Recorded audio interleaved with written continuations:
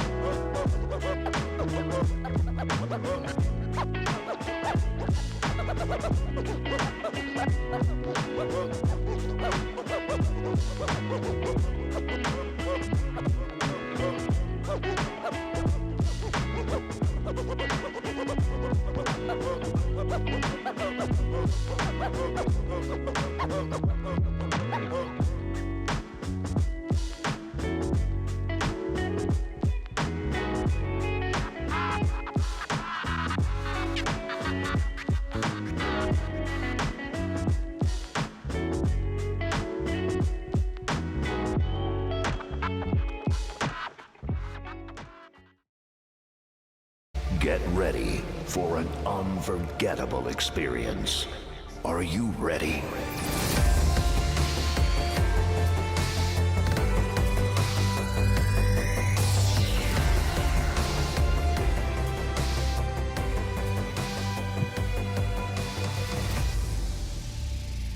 Five, 4, 3, 2, 1. Let's get hype.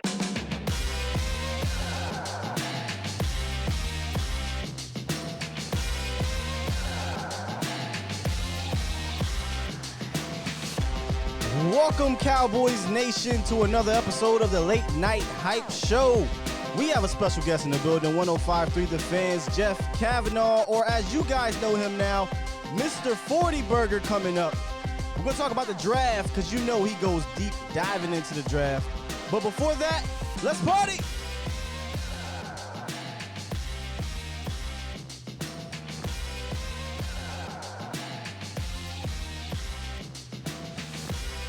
Hey, Jeff, you got to show him the special guest that you showed us before the show, though.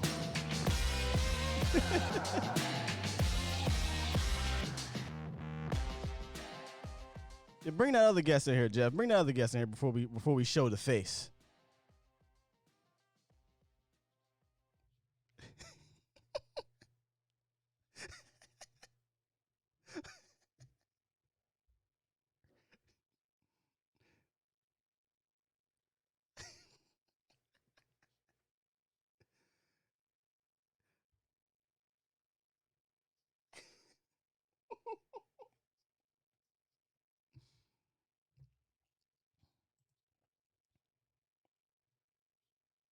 Game James, you know, they say that about James because one time back at Arkansas, it was SEC time. There was a James. He's big. He had a game, and that was a big game. And here he is, a big game James, and Skywalker's here. And so here we go. Oh, man. Classic. They called the end of that big game. Hey, pull James it off. there. Just don't show a face and say the voice, and you're going to get money. They caught the tail Yo, end of the Jerry big game, Wayne. James. That was Jerry Joe. Wayne Jones in the building. But right now we got Jeff Cavanaugh, y'all, in the building, 105.3 The Fan. What's up, Jeff? I'm rocking and rolling. It is an honor and a privilege to be here. I know you guys are hoping that I'll say something stupid so we can go viral. You guys are on a roll right now. Living high on the hog after that, after the Georgia Loca thing went That was kind of bonkers. crazy. It went crazy. Yeah, It's no. crazy what 1 minute and 49 seconds can do for you. Yeah, and now I know what you guys are doing now. Yeah, Yeah. You think I'll say something? Yeah, you think I'll say something stupid? I know what's happening. Wait for you to slip up a little bit. Yeah, I know what's happening here. I love it. Love it. Oh, man. How the panel doing? Law Nations, Silver Blue Nation, Big Game. What's up, man? How y'all doing tonight? Oh man. Hey, it's man, been we're doing like great. Good. Oh, go ahead. Yeah. No, I just I mean, every day. okay. Look, every day is getting closer to the season. I'm ready to hit something. Being How about positive. you though? You know. Yeah, well, we might be hitting Positive. some, but we're going to be hitting it from the internet because we ain't going to games. Hey. Oh, so you one of those? You one of those? I people, am one of huh? them. Let's keep it real. Come on, bro. I'm going to leave it down. alone. That's another subject.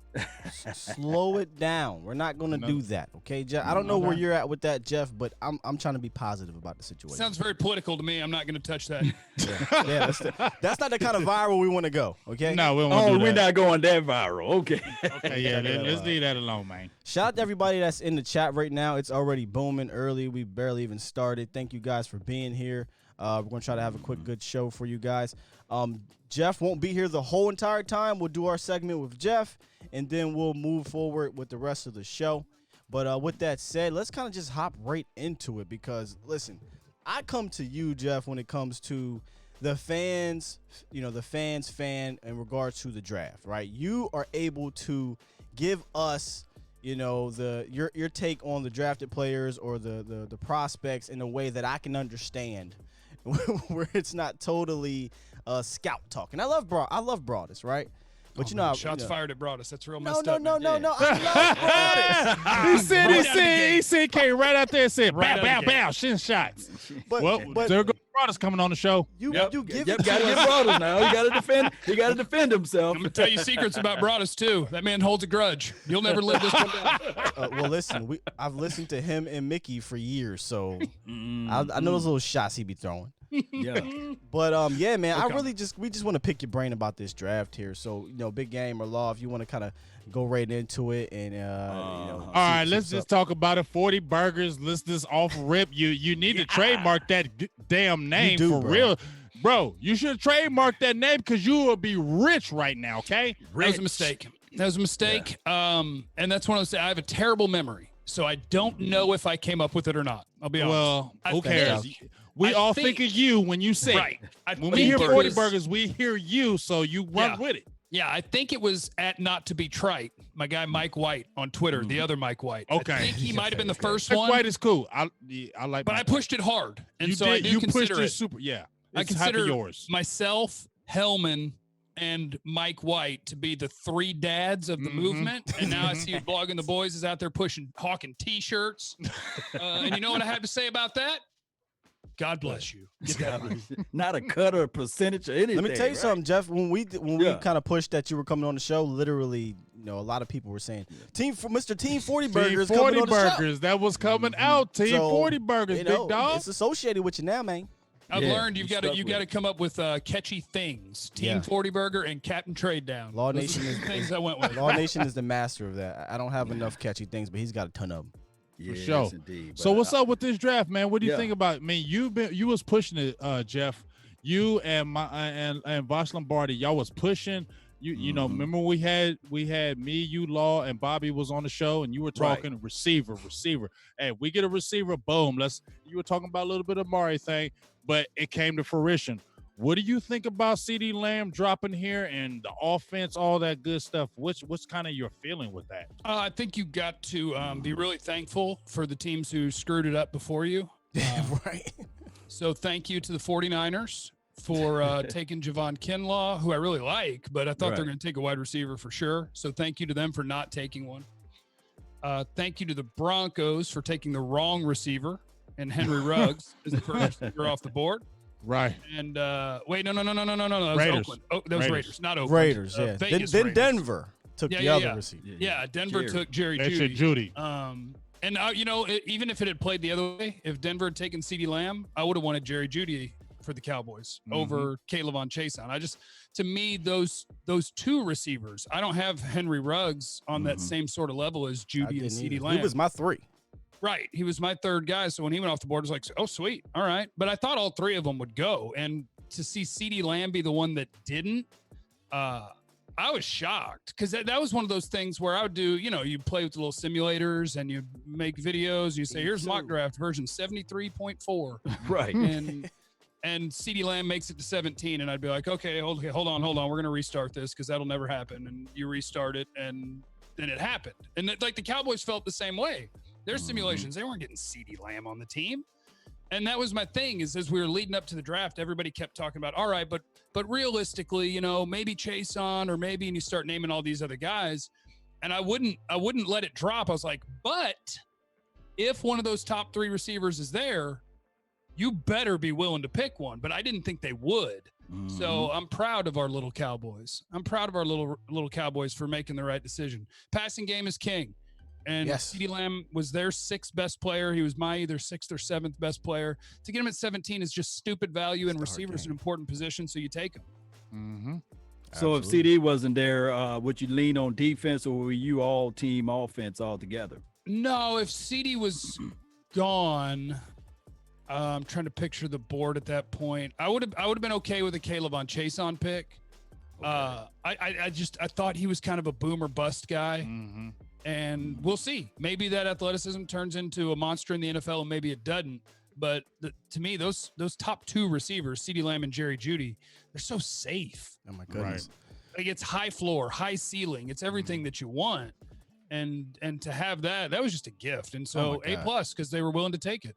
Let me put you right here. What skill set do you think that Jerry Jeudy have over CeeDee Lamb, and what do CeeDee Lamb have over Jerry Jeudy? I think Jerry Jeudy is the better route runner. I think Jerry Jeudy, his footwork to just make people look silly when he's running routes, it's just it's amazing. It's outstanding. Whereas CeeDee Lamb, I think they're both really good after the catch, but for different reasons. CeeDee Lamb is just so smooth, and his lower body power is so good, and his balance is so good.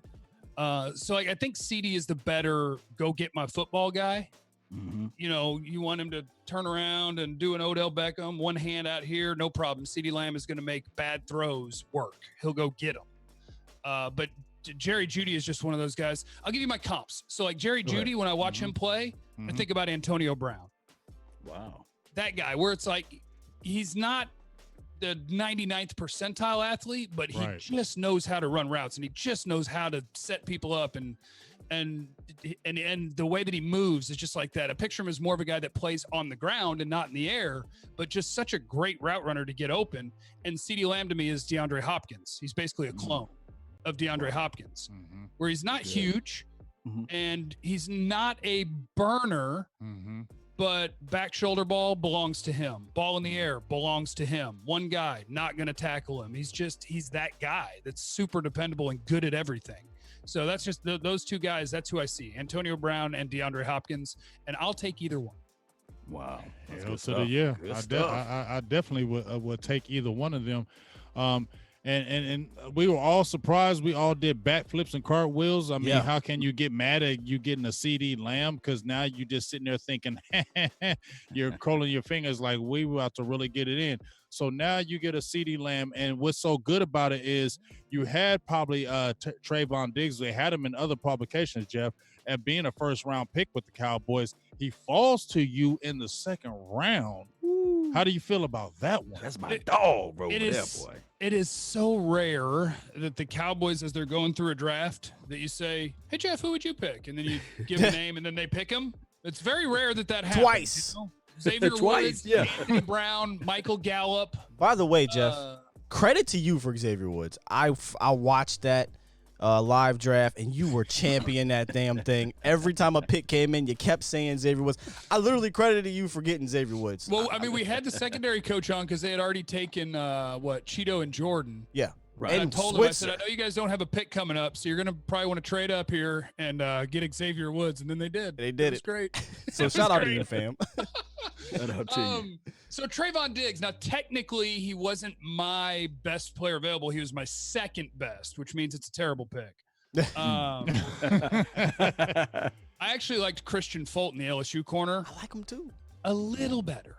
Why do you like him a little better? Why that? So I get what the Cowboys are thinking, because, and we'll probably talk about this later, we know what they're trying to do at corner now. They've made it very clear. We're going to talk about it. They made it very clear. So I get it. That's the route they went. And I mean, yeah, he could have easily gone in the first round. There's scenarios where maybe the Cowboys would have picked Trevon Diggs at 17 if the right players are gone. So to have him at 51, and well, here's a little nugget for you. I don't know if you guys know this. They actually had Neville Gallimore graded ahead of Trevon Diggs. Yeah, we did hear that. They loved Neville Gallimore, but whatever. They picked a better player. Trevon Diggs is a better player. And so I think it worked out so great, because that's another one that I went home after night one, as I think so many people did. And you're like, all right, first round's over. Let's run some simulations. Let's see who we can get. And the first one, Trevon Diggs was available at 51. And I said to the people watching, I think I was doing a YouTube video, I said, obviously this one's not realistic. If it happens, I'll take Trevon Diggs, but this isn't going to happen. And then it happens. Like, wow, okay. Right. So they probably got one of the 10 best players in the draft at 17, and they probably got one of the 30 best players in the draft at 51. And they probably got one of the 50 or 60 best players in the draft at 82. And so they were just cooking. It's like momentum was real in the draft, where Draft God was just like, you know what? You guys haven't been great the last few years. Let me just have things fall into your lap over and over and over. And so I like it. No Byron Jones. They need bodies at corner with all the contracts that are about to be up and everybody about to be gone. And so that was best case scenario 2 rounds in a row. Well, let's stay there at corner, right? We might as well. Let's not even move off of it. We'll come back to the third rounds and fourth and what have you. And let's stay there at corner because a lot is in the news right now, right? With the size thing, and then there was that video of our guy Boss Cowboy talking to Chris Harris, where Chris Harris says, "Oh, they didn't want me. They didn't want any guy under 6 foot." It's a real thing. I'm not saying this to end all be all, but it is absolutely real because not only are they saying it, right? Not like Rashard was saying it, but the team wasn't doing anything about it. They told Rashard, you're going to have to work with Jordan Lewis, Anthony Brown, and Cheeto. The team went out, and there's a picture here I had posted, and they got about 5 or 6 guys that are 6 foot and over. That's not an accident, folks, right? No, I mean, they all look like clones. If you just look at height and weight, it's basically 6'1", 200 pounds. That's what all their Daryl Worley, who they signed. Al Harris clones. Yeah, and Al Harris is going to be coaching. Like Trevon Diggs, Reggie Robinson, Maurice Kennedy, Daryl Worley, everybody that they're bringing in is the same kind of build. And there's a weird contradiction that's happening here because the thing that got me most excited about the Cowboys draft and their team building in general was when Mike McCarthy or when Will McClay told us that players over scheme. Yeah. If you're a good player, scheme. Right. And so it's a weird contradiction, but I'm okay with it. Like, yes, I want players over scheme on offense for sure. But if you've got a plan on defense and that plan involves not being the Cowboys, when you guys were talking to George Iloka, I think that quote was so money. Like, wait, you want us to show them what we're running? And the answer was yes. This is what we are. As if you, hey, Chris Richard, congratulations. Like that worked when you had a Hall of Famer at corner and 2 Hall of Famers at safety. Right. Yeah. Yeah, I can show you what I'm doing because Earl Thomas is back here and he's going to erase any mistake. Right. And Richard Sherman's going to blanket whoever, and Cam Chancellor's going to snap you in half. So what are you guys going to do? And that's not today's NFL. I think the most important thing in the NFL today is adaptability. If I play different people, I do different things. I show you different things. I attack your weakness. But if part of what they want to do on defense is play more press coverage and disrupt receivers right at the beginning of the play and mess up the timing of plays and attack, and I think that's what they're going to do. I think they'll blitz more. I think they'll mix up their fronts more. I think they'll challenge receivers at the line of scrimmage more. And I'm here for it. I think that pairs well with an up-tempo offense that's invested a lot in receiver, and we're going to score points. And we might give some points up, but we're going to try to take the ball away. And we're going to try to make big plays. I like the way that lines up. And to them, big corners with long arms, they can affect passing lanes and jam guys at the line of scrimmage is a part of that. So I'm okay with the contradiction of what the head coach said. They're doing it corner because I support both. Yeah. So speaking of that, corners sliding over to the inside, the safety position. There's been a glaring need at that spot for a long time with the Cowboys. Do you think that we got enough guys that can do positional flex so we don't have to really worry about that? Or what are your thoughts on the safety situation? Strong safety. Okay, because I think what's going to happen at safety is this is what's going to have to happen is safety a year from now is going to be the spot where it's like, oh, they signed one veteran there, they signed a second veteran, and there they drafted a guy in the first or second round, and there they drafted a guy in the fourth round. Because Xavier Woods last year, the deal, Clinton Dix, 1 year deal. Even if they're going to move a corner to safety, whoever it is, 1 year deal, they're all gone after this. But I do think Clinton Dix is a slight upgrade. And I know this sounds mean. Slight upgrade over Jeff Heath. I think Clinton Dix is the Heath fans. I just don't like his tape inside the box, though. You want to play him inside, close? I think he's just okay. He's a guy that can cover, but he don't tackle, and he takes the worst angles ever. What he is, he's there. He's Green Bay's Jeff Heath. They're really glad whoever the next guy was in Green Bay to play safety, they were going to love him because he wasn't Clinton Dix. You got somebody else's Jeff Heath. Here's my theory, though, Jeff, on the safety situation, because I'm champion. I am #1 fan for trading, Jerry Jones for Jamal Adams, right? So like, give me Jamal Trade Adams. Jerry. I don't care. Trade anything for Jamal. Johnny Walker Blue, baby. However, I'm starting to come around listening to George Iloka, right? I'm starting to come around to this theory that maybe they are not looking to get a box safety. Maybe what they want to do is play super aggressive, have long corners, play aggressive on the outside the boundary. And if you're going to do that, you need to have guys that can recover. You need to have guys that can cover and can get to spots as free safety type guys. And they got two of them in Woods and in Haha. They're not great tacklers in the box. They're not box safeties, but that's how it's coming off to me because they're not putting any premium on a traditional box safety. I don't know if anybody else is noticing that, but does that theory make sense? No, I think it's a great observation because I think you're right. I think they have two guys that are going to start at safety that are both more of a, quote, free safety. Exactly. Right. And I understand it because when you think about the way that the league is going, it's more and more of a passing league. And so if you can't cover, I don't have a lot of use for you. But after watching this team last year, I think you're kind of pushing the boundaries on. If you're going to bring in guys who don't tackle well, did you not watch your defense last year? Yeah. You had problems there. So I would like it if my last lines of defense are sure tacklers. But I understand leaning towards what we want to do is we want to be able to cover and we want to be able to take the ball away. And they don't like strong safeties. They don't value that spot at all. Clay doesn't.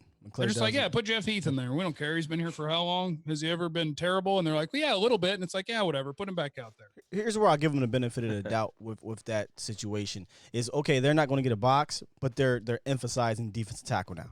So I'll give it to them. If you're going to give me two big boys like McCoy and Poe, I'll take it. We'll deal with it. Yeah. They're going to have to, there's going to be a time very, very soon where they're going to have to invest something in safety. But for now, I think they view it as the old thing that Jerry says, where it's like, you can't have everything. So where is this team going to be short? They're going to hope for the best in safety. And maybe, I don't know. I think to me, moving Cheeto to safety is a really interesting idea. Yes. I mean, it would only be for 1 year and his contract's up, but to me, it is a really interesting idea to put everything in front of him because his back to the ball is bad news. Dog, you've been watching our show. But I do Jeff, watch your show. We've been saying that Jeff, for how long? But here's the thing. Wouldn't you think that would be the better move because he's coming out of his contract? You've been saying Xavier Woods is on last year of his deal. Yeah. HaHa Dix is on a 1 year deal. So why not do it now? See what you have, and then maybe you can extend him and say, hey, maybe you got a future safety right here, and this could be your guy. I'm interested. I think it just depends on what does Mike Nolan think of Cheeto? Because like Chris Richard, the one thing I'll give him is that he saved Byron Jones' career. Right. He came in and he was like, wait, you guys drafted a first-round corner and then put him at safety? Why don't you let him try his actual position? And Byron was like, hey, I'm really good at this.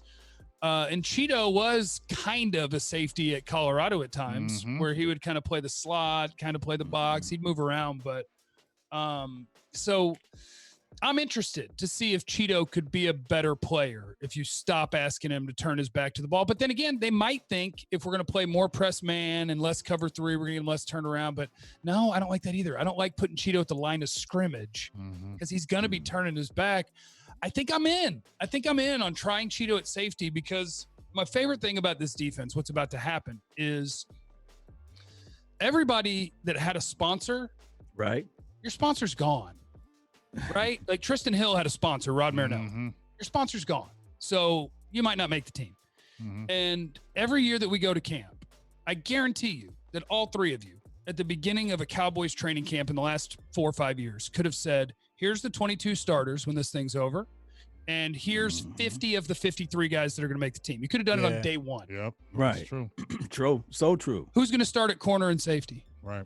I don't know. We all have. I don't know. But isn't that the good thing though, Jeff? Oh, Isn't that the good thing? Yes. I love the unknown because for 10 years we've known everything. I love the unknown. I want to feel like I don't know what the hell is going on, and I love that because we were so damn predictable. Yeah, it's a real life meritocracy all of a sudden. Who's going to be the starting corners? Somebody between Trevon Diggs, Cheeto, Jordan Lewis, Anthony Brown, Daryl Worley, Reggie Robinson. Didn't we I say this probably named the universe? 3. Right. But at safety, maybe Cheeto goes and takes one of those jobs. Maybe it's Clinton Dix and Xavier Woods. Is Donovan Wilson allowed to compete here? Like, there's going to be real jobs being fought for the first time in a decade. Let's talk about this, though. Jordan Hip Pocket Lewis. What you think? Outside corner starting? Jordan? Yeah. And then on top of that, think about this. They invested Get him, money Jeff. in Anthony Brown. So how can we put this in our mind? Is Anthony Brown more valuable or valuable more than Jordan Hip Pocket Lewis? How this thing goes? Help me out. I think it's a great debate because I, like many people, am a big Jordan Lewis fan. Yeah, me too. I think not only is he a fun player to watch, he's also a great social media follow, which is important. He's very great on social media follow. Like that dude competes and that dude will tackle and that dude is not scared and you are not going to affect that dude's confidence. No way. But if you go by the nerd stuff, which I do like to look at, Yes, please give it to him. Anthony Brown has been the better player when they play. Okay. And Anthony Brown just got a new 3-year deal. So We've been talking about. what makes us think that Jordan Lewis is going to start? I mean, we've been saying this, Jeff. We've been saying this. Like, we said this same thing in our show like a couple weeks ago. People was killing us. Like, are you hating on Jordan Lewis? You hate? love J. Like, Lou. no, we love J. Lou, but we look at reality. We seen Anthony Brown get a 3-year deal, getting $4 million per. Jordan Lewis did not get an extension. You brought in 3 free agents and drafted 2 corners. Where do I feel the confidence? Right, and where do we feel the confidence that Jordan's going to come back? It's not an indictment on Jordan Lewis. It's just that the writing on the wall, it looks like. I think where he has a chance is he is a little bit of a risk taker on defense. So when Anthony Brown's been hurt and he's played, he gives up plays, but he also makes plays. Force fumbles, picks. He'll get more of that than Anthony Brown. And they're talking about that stuff a lot. So maybe what we have is an actual competition between those two, because I bet they don't view the nickel corner the same way they do all these 6-foot guys on the outside. I'm sure they're going to make an exception for the slot and be like, hey, if you're tiny, you can play the slot because we got 2 5'10" guys competing for it. So he could win that job, but so far in his career, outside of injury, he's been Anthony Brown's backup, and Anthony Brown's still here. Yeah. So, and I don't know which one I would rather see play. Like, I like Jordan Lewis because I think people are so enamored, and I am too, with the upside of it and the potential as a playmaker. But the steadier player in their career so far has been Anthony Brown. Yeah, because They ain't gonna like it for that one. Yeah, they ain't gonna like you. Get a lot of hate mail. I know. Hey, Jeff, did you get a chance to see all of the wide receivers we got to play this year? It's crazy. We're gonna have our hands full. It'd be nice to have Byron Jones. Yeah, It would be. Yeah. It would be. Hey, before we move on to the 3rd round pick, we got a super chat, and so when we get a super chat, I kind of want to make that precedent. So you can just quickly answer it. $2 super chat from Dale Shap. Thank you, one of our members. He says, "Ask Jeff if he thinks Dak's deal will get done." I know that's could be a long-winded question, but Wow. you don't have to be long-winded with it. yeah, that's a good. Man, segue is there into anything? Dak. Is there anything? We're not going to go into Dak yet, but go ahead. Oh, okay. Is there anything that is worse to talk about than Dak's contract? Right, man. It's the worst. Because it doesn't matter. Like today, I did my video on YouTube, youtube.com/Jeff Kavanaugh. Yes, it's right there. I got you, fam. It's right below your face. we got the plug. We got the Oh plug hell for you. yeah! Yeah. Today, my video was there's 2 truths about Dak Thanks, Mike. Prescott. 1, he's a top 10 quarterback, and 2, it doesn't look like the Cowboys agree with that. Because my right. issue is which franchise, no doubt franchise quarterback Suburb. has had trouble getting his second deal. I mean, Which one? Let me tell. Let me. Who? Drew Brees in 05? But Let me say this though before you go into that. go ahead, Law. They put an offer on the table for him, did they? If he signs but that you- deal, but Law. if he signs that deal, will we be still talking about this? Is it that bad of a deal for the 5 years opposed to the 4? I'm just trying to bring some objectivity to this situation. I can't believe you're all up in Dak's pockets. But anyway, I was going to say something. Wait a minute. I'm not saying that I'm in his pockets. What I'm saying is that, hey, it's a 5-year deal on the table, right? And I'm not saying He that said should 4. sign it. He but said he want a four. four. Appreciate you, He E2. want a four. I wonder how many other quarterbacks get treated that same way. Exactly. Here's our Well, best true. offer, and you say, right, I like your offer. I need one less year. Does Wentz and Goff, don't they just be like, fine, you're the quarterback. Here's your deal. Done. Right. And the Cowboys are playing hardball with the quarterback. They didn't Right. play hardball with I anybody feel else. you, It's just- Jeff. their actions say to me, they're not scared at all at having him play on the tag. Not at all. Oh, they're definitely not But- scared but- for him And to play on the Stephen tag. Jones even said it when they had the interview with Right. Mike Florio. He was like, "Well, if it doesn't get Florio. done, we just see him or whatever the hell his name is." I don't like give a that way hell. of saying it. Thank you, I He's appreciate it, Spanish. Jeff. He made him a I don't Hispanic. give a hell about him. Mike Florio. But the fact that he came out and Studio when I de heard Florio. Stephen Jones say, "Hey, it is what it is. He'll just play on the tag," I'm feeling you, Jeff, because I said this last year. If this is your franchise, Jeff, where other franchise do y'all talk about in the media like, well, he's our franchise, but we got to make sure it's right for everybody? I ain't heard one team say, this is our franchise quarterback, go in there and say, but we got to make it right for everybody. They just sign him and they figure it out. But you know what? You know what I it don't is? care. They don't see Dak Prescott as the face of the franchise. That's just the I know bottom we line. know that. I said That's that. all I'm saying. They don't see We him know that that. way. We feel that because if Yeah. they did, they would have signed his ass and we would have been moved on. It's not true. Yeah. To answer the Well, it's super not chat true. question, Yeah, it is. Dude, It is. I'm going to say I think ahead, they're Jeff. going to get a deal done before July 15th, but I've said that before on 8 different deadlines. So when they don't, I'll just keep looking at the Cowboys like, what the hell are you doing? Deadline make deals, baby. Hey, Lunatic, I'll get to that question. They didn't do it with Romo. They weren't jumping out in the media saying, well, if it's got to work right with Romo. They signed him in 17 games to a deal, and then they didn't even talk about it in the media and gave him an extension. Okay, listen. You know why they did that? I don't care what Look you at tell me. James. No, James. blah, Tearing blah, off blah, right blah. No. Man, Hey, blah. you know why This they ain't- did this that? ain't new. Me and James always disagree. Before Tony Romo, I don't we care had if I'm Drew difficult. I'm speaking Bledsoe. truth. You can say what you want, okay? Benny I don't care what you say. Testaverde. We had Quincy Carter. We had Man, all of those quarterbacks. Chad Hutchinson, Ryan Leaf. I'm ending Ryan on Lee. this. So when they saw Tony Romo, Jerry don't like Tony Romo. He Universe, loved is they gonna Tony let me Romo. get a word in? He Universe, love him. He love Romo him. was a miracle. they gonna let me get a word in. Let me end it on this. So before we segue back into the draft, Go ahead. when Tony Romo got paid, that was Jerry Wayne Jones. Yeah. This is Steven's team financially now. This is how Steven operates. This does not shock me. This shouldn't shock anyone. Des Bryant, Des Bryant, Zach Martin, Ezekiel Elliott, DeMarcus Lawrence. They all This got paid. Is what But they had to he- fight for it. But they had They to all fight got for paid. Exactly, and he will get paid. He will get paid. Dak will get paid. Here's the main Stop issue, talking in the media. my opinion. Oh yeah, that's the problem. He's been doing this with all of them. Here's the main issue with Dak's contract: COVID-19. COVID-19 has pushed back all and every unofficial deadline, OTAs, mini camps, training camps. Everything has been pushed back. If there was no COVID-19, they would be feeling the heat to get Dak Prescott in camp, in my opinion. True. I agree with everything Maybe. you're saying.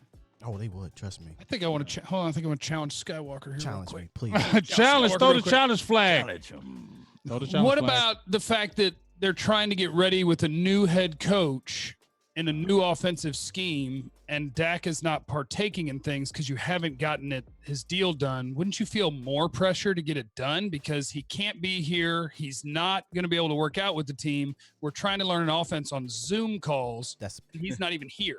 And see, I could be ignorant to this situation. I don't know how what's happening with the virtual stuff, but I look at the virtual training camp or what have you right now. I don't look at that as something serious. I just don't. I feel like you I can't bet be. that Dak is actually doing the work. Like he'll Right. skip and not be interacting with the coaches, but I bet you if they But send him he- stuff, he's- he's doing the work. yeah. Right. So Yeah. so True I feel like story. physically, if this COVID wasn't here and it was a physical training camp or OTAs or what have you, that's more serious. And then we're in trouble. If Dak is not in there for that, then hey, we're looking at something that we got to look at and say, hey, Dak's got to get there.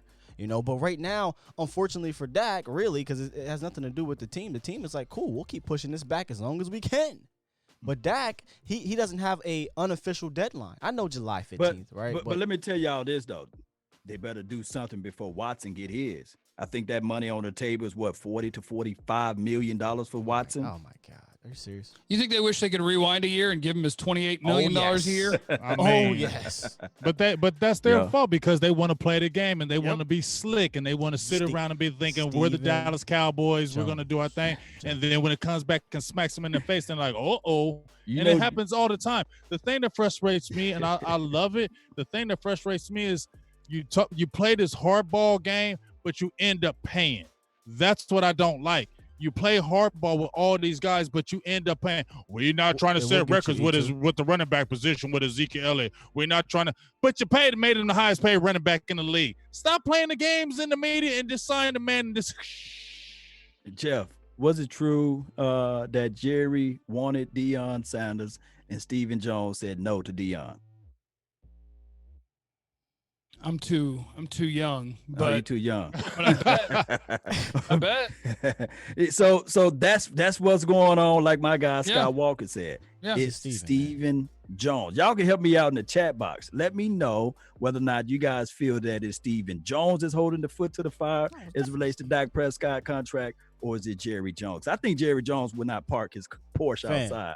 Jerry think you're Jones would have parking inside paid. the bus. Dak Jerry Jones Prescott would have last spent year, fam. he'd have spent him. He'd have been locked him up. Stephen Jones like, I mean, not Jerry so Jones, fast. Apparently, Jerry Jones is the one that was asking after some games last year. Is this our guy? Yeah, Yeah, he did. Yeah, Oh, that is well, true. That's all I'm He saying. went through the whole organization was asking it, Jeff. That's all I'm Yeah. saying. All right, Dak go is back to better the than you're draft. giving him credit for, Jerry and Steven. Just get the deal done. I Get mean, her but done. Man, Get this over could be a here. whole- Here's this could my be a whole thing. damn Here- show. But here's let- my thing about it. And last go ahead, one, no. last one, big game. No, I ain't gonna say Last nothing one. because Jeff got to get out of here because he got to shoot people. That's why I said last one. All right, No, I'm all good. right. I'm having a great I said time I'm now. done. He I'm said- done. he- And he make said sure he you gonna let stay. the nation know he don't really mean shoot people. He's talking about No, yeah. Call of yeah. Duty. Oh, Warzone. Call of Call of Duty. Duty, y'all. Call of COD, Duty. baby. Call Yeah. of Call of Warzone. Duty. Don't. Yeah. I'm trying to get a game with Ocho Cinco. I'm trying to get him. We calling Ocho Cinco out live right now. You ain't down for it. Yeah. Come on, Ocho. Where you at, All right, buddy? listen. Ocho. round 3. Let's. I know it's a hard segue here. I'm sorry about that. But round 3 in the NFL draft, Jeff. You talked about how Neville Gallimore was actually rated higher than Trevon Diggs, and they decided to go with the cornerback, which I think was the bigger need at the time. But the Neville Gallimore selection for me is very interesting because you have a guy who's supposed to be similar, a 3-tech, in Tristan Hill. To me, man, this says a lot about that and how they feel about him without saying anything. I mean, I don't know how you feel about him, but your little breakdown on Neville and what you think about that selection. Yeah, I don't think they care about Tristan Hill at all. I don't think this defensive staff cares one bit about Tristan Hill. They don't care if he makes this football team. They don't care at all. That was Rod Marinelli's guy. Rod Marinelli's not here anymore. So I think what they did was that was 100%. The first round and the third round, that was the best player on their board. And so they stuck with it. They said, you know what? We've got a need on the defensive line. This is the best player on our board. They had him graded as a 1-2-0. So their grading scale is 1 is just the number that sits there all the time. But then dot and then 2-0 is the very, very, very top of the second round. And then 1-2-1 is below that. 2-2 is below that. All They the were way down close. to 1-3, whatever would be a third round grade. So 1-2-0 was Neville Gallimore's grade. Almost a first round grade is what they had on him. So if you're grading their process and did you pick the best player and did you make a great pick, then they made a perfect pick. I will always watch the careers of the Utah safety Terrell Burgess. And we talked about him a lot during the It was my draft pick, Jeff. I'll always watch his career, and I'll watch the career of Jordan Elliott, the defensive tackle from Missouri, because those were my two favorite players available. But much like Trevon Diggs, Neville Gallimore was right there. I think he was my third best player available. So he was their best. He was my third best. What am I going to do? Kill him for it? No. I mean, they picked a guy that I think is going to immediately be the rotational guy with Gerald McCoy as your 3-technique defensive tackle. And hopefully a year from now, he's a starting 3-technique. And I kind of view him similar to Malik Collins. I know we want to draw this picture up where every draft pick you picked is going to be a Pro Bowler, but I think Neville Gallimore's he's starting 3-technique in the NFL, and that's what he's going to be. If he can be a better run defender than Malik Collins, that would be great. If he could be a little better pass rusher, that would be great. But if he's Malik Collins, that ain't bad in the third round. No. No. So I think I think they continued their trend of picking guys off the very top of their board and guys that are going to have long NFL careers. So 3rd round pick again. Hey. Yeah, sound like Great a good pick. deal. Hey, Jeff, I had the reason why I made a video about Tristan Hill thinking like, you know what, he's got some talent, let's give him a chance. But guess what? I brought a guy on, Brandon Tucker. He's actually training Alden Smith right now. Tell him about this. And Nugget. he had some good stuff about Tristan Hill, and he was saying that that locker room was not feeling him all last year at all. None of the defensive players were feeling him. They're pretty much, from what I was hearing, they were shunning him. So it just goes, when you say what you just say right now, it just goes to clarification that, and he's that happy-go-lucky, just really immature. Even when I had Philip Tanner on here, and I did a behind the scenes, and I asked him, I said, Tristan Hill, I said, is he immature? He said, yes. And when I seen Gallimore's interview, where he's like, let's get it. Yeah. I'm ready. He's a dog. When he was flexing, he's like, let's get it. I'm ready. I said, well, Tristan Hill, your job gone. Yeah. I said, your job is gone. That's not because big this guy. man wants it. You two happy-go-lucky. I seen you at training camp last year. Gallimore, Yeah. he wants it. And that Senior Bowl really just solidified for me. Yeah. And Yeah, Tristan's good enough to keep that job. He's can. good. He Yeah. can. The attitude. That's the But- good news, but but- they have no yeah. vested interest in it anymore. They have a vested interest in Neville Gallimore. Yep. Yeah.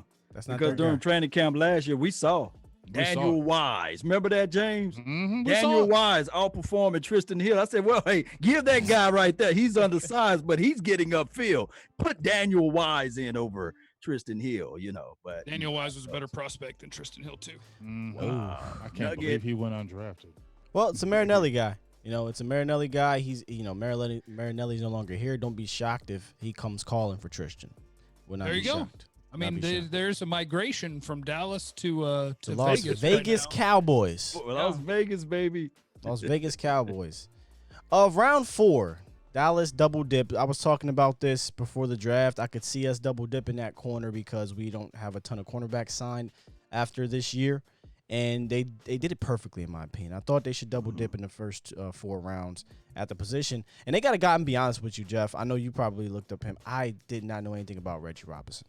I had to go dig in after we selected him. But immediately when I saw the selection, I saw 6'1", 200 pounds, 4'4", and I hear what Al Harris said. I'm like, well, guys, we are clearly on a path of a certain type of cornerback, and it's spelling trouble for the other guys. But Reggie Robinson, man, when we made that pick, how did you feel about it? I loved that pick too. So let's see the guys that they've picked so far. CeeDee Lamb I had as one of the top 7 players in the draft. Trevon Diggs I had as one of the top 25 players in the draft. Neville Gallimore, one of the 50 to 60 best players in the draft. Reggie Robinson, I had him at the end of 3. So one of the 75 best players in the draft, and that's at pick 1. I don't even remember. 123. Wow. Okay. And so what does he do? Well, I think initially for the Cowboys, the good news is he's also a special teams demon. Reggie Robinson 4 blocked a block kick. kicks.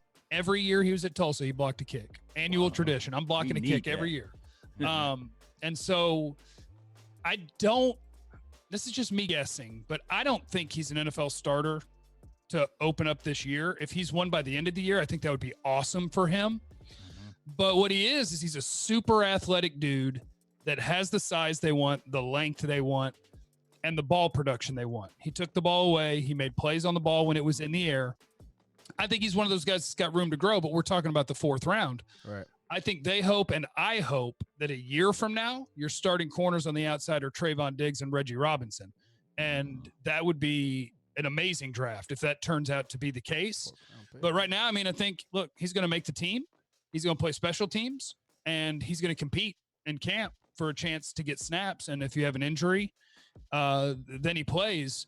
I hope, like everybody, I mean, we all play Madden. I want my draft picks to come steal people's job every year. Right. Because they're more exciting. He just got here. Come steal somebody's job.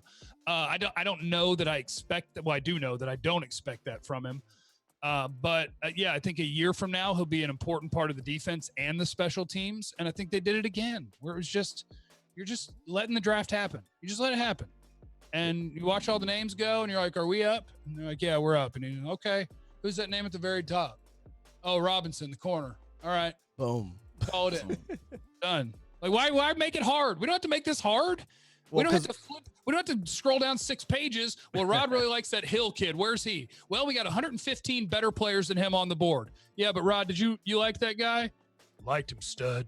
All right, let's pick him. Done. Like, We were just- Easy. Jeff, we were conditioned for 10 years that kind of way, right? I mean, not all the time. We sometimes made a good pick, especially in the first round, right? Especially in 2016. If you want to go back even farther, 2005 was a great draft up and down. But we were conditioned to take a Taco, to take a Tristan Hill, to take even a Byron. Let's be Charles honest, Tapper, guys. baby. I love Byron Yeah. Jones, but Byron Jones was not a first-round pick until he did what he did, in the Underwear Olympics. Disagree with that. I mean, well, a lot of people didn't have him there until he did that. Now, that was your guy, though. I'll give you that. I was excited when Nelson Aguilar got picked by the Eagles that year because I had them slotted to take a corner. And when they didn't take a corner, that was like 4 or so They picks coulda ahead of had the Byron. Cowboys. And I was like, Cowboys can get Byron Jones. Yeah. Oh, and sure enough, he made it. And because I actually thought he had first round tape at UConn at corner. And then the jump, I was like, oh no, is he moving up now? Like, are more people about to find out about this guy? And they did.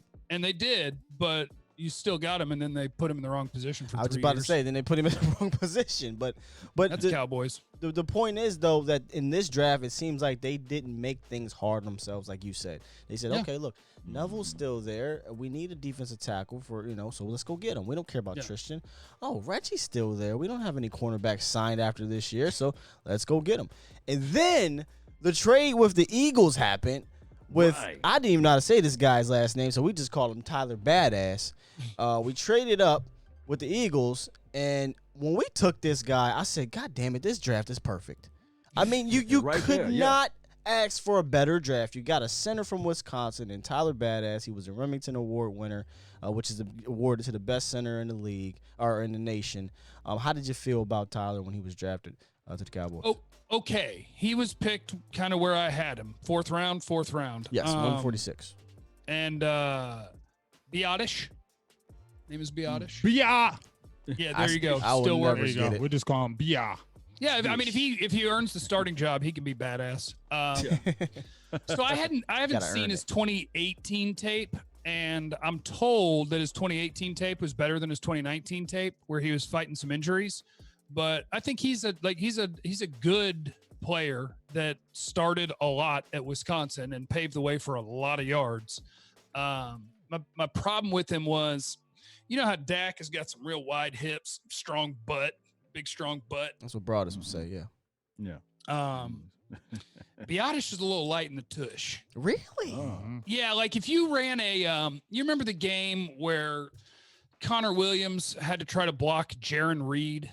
Yeah. And Jaron Reed just threw that dude around. And Biadasz- Love, and the guy from Love from the Panthers, his rookie year, tossed him around. Yeah, and so like Biadasz is a guy that I see as he's good at a lot of what the Cowboys ask their center to do, where I think he's a good pass protector, and I think that he's really good at the positioning. The Cowboys will ask their center to do some really tough things. Snap the ball. We're running right. There's a defensive tackle who's lined up to your right. I want you to not only snap the ball, but then I want you to beat him off the ball, get across his face, and stop him from pursuing our run play and cut him off. And that's the stuff that Biadasz can do, like the really nuanced and move around. Like he's not a great athlete, but he can do the athletic things that you want an offensive lineman to do. Just a little light in the butt, gets out over his skis a little bit. But I don't, I have no idea who's starting at center. Oh, Really? so week 1, you're not having penciling in Joe Looney, Jumbo Joe? Was it Connor I McGovern? got Joe right Who now. you got? I'm guessing McGovern. I But we're all, told you. but we're all guessing. Looney right? ain't going. I'm just saying.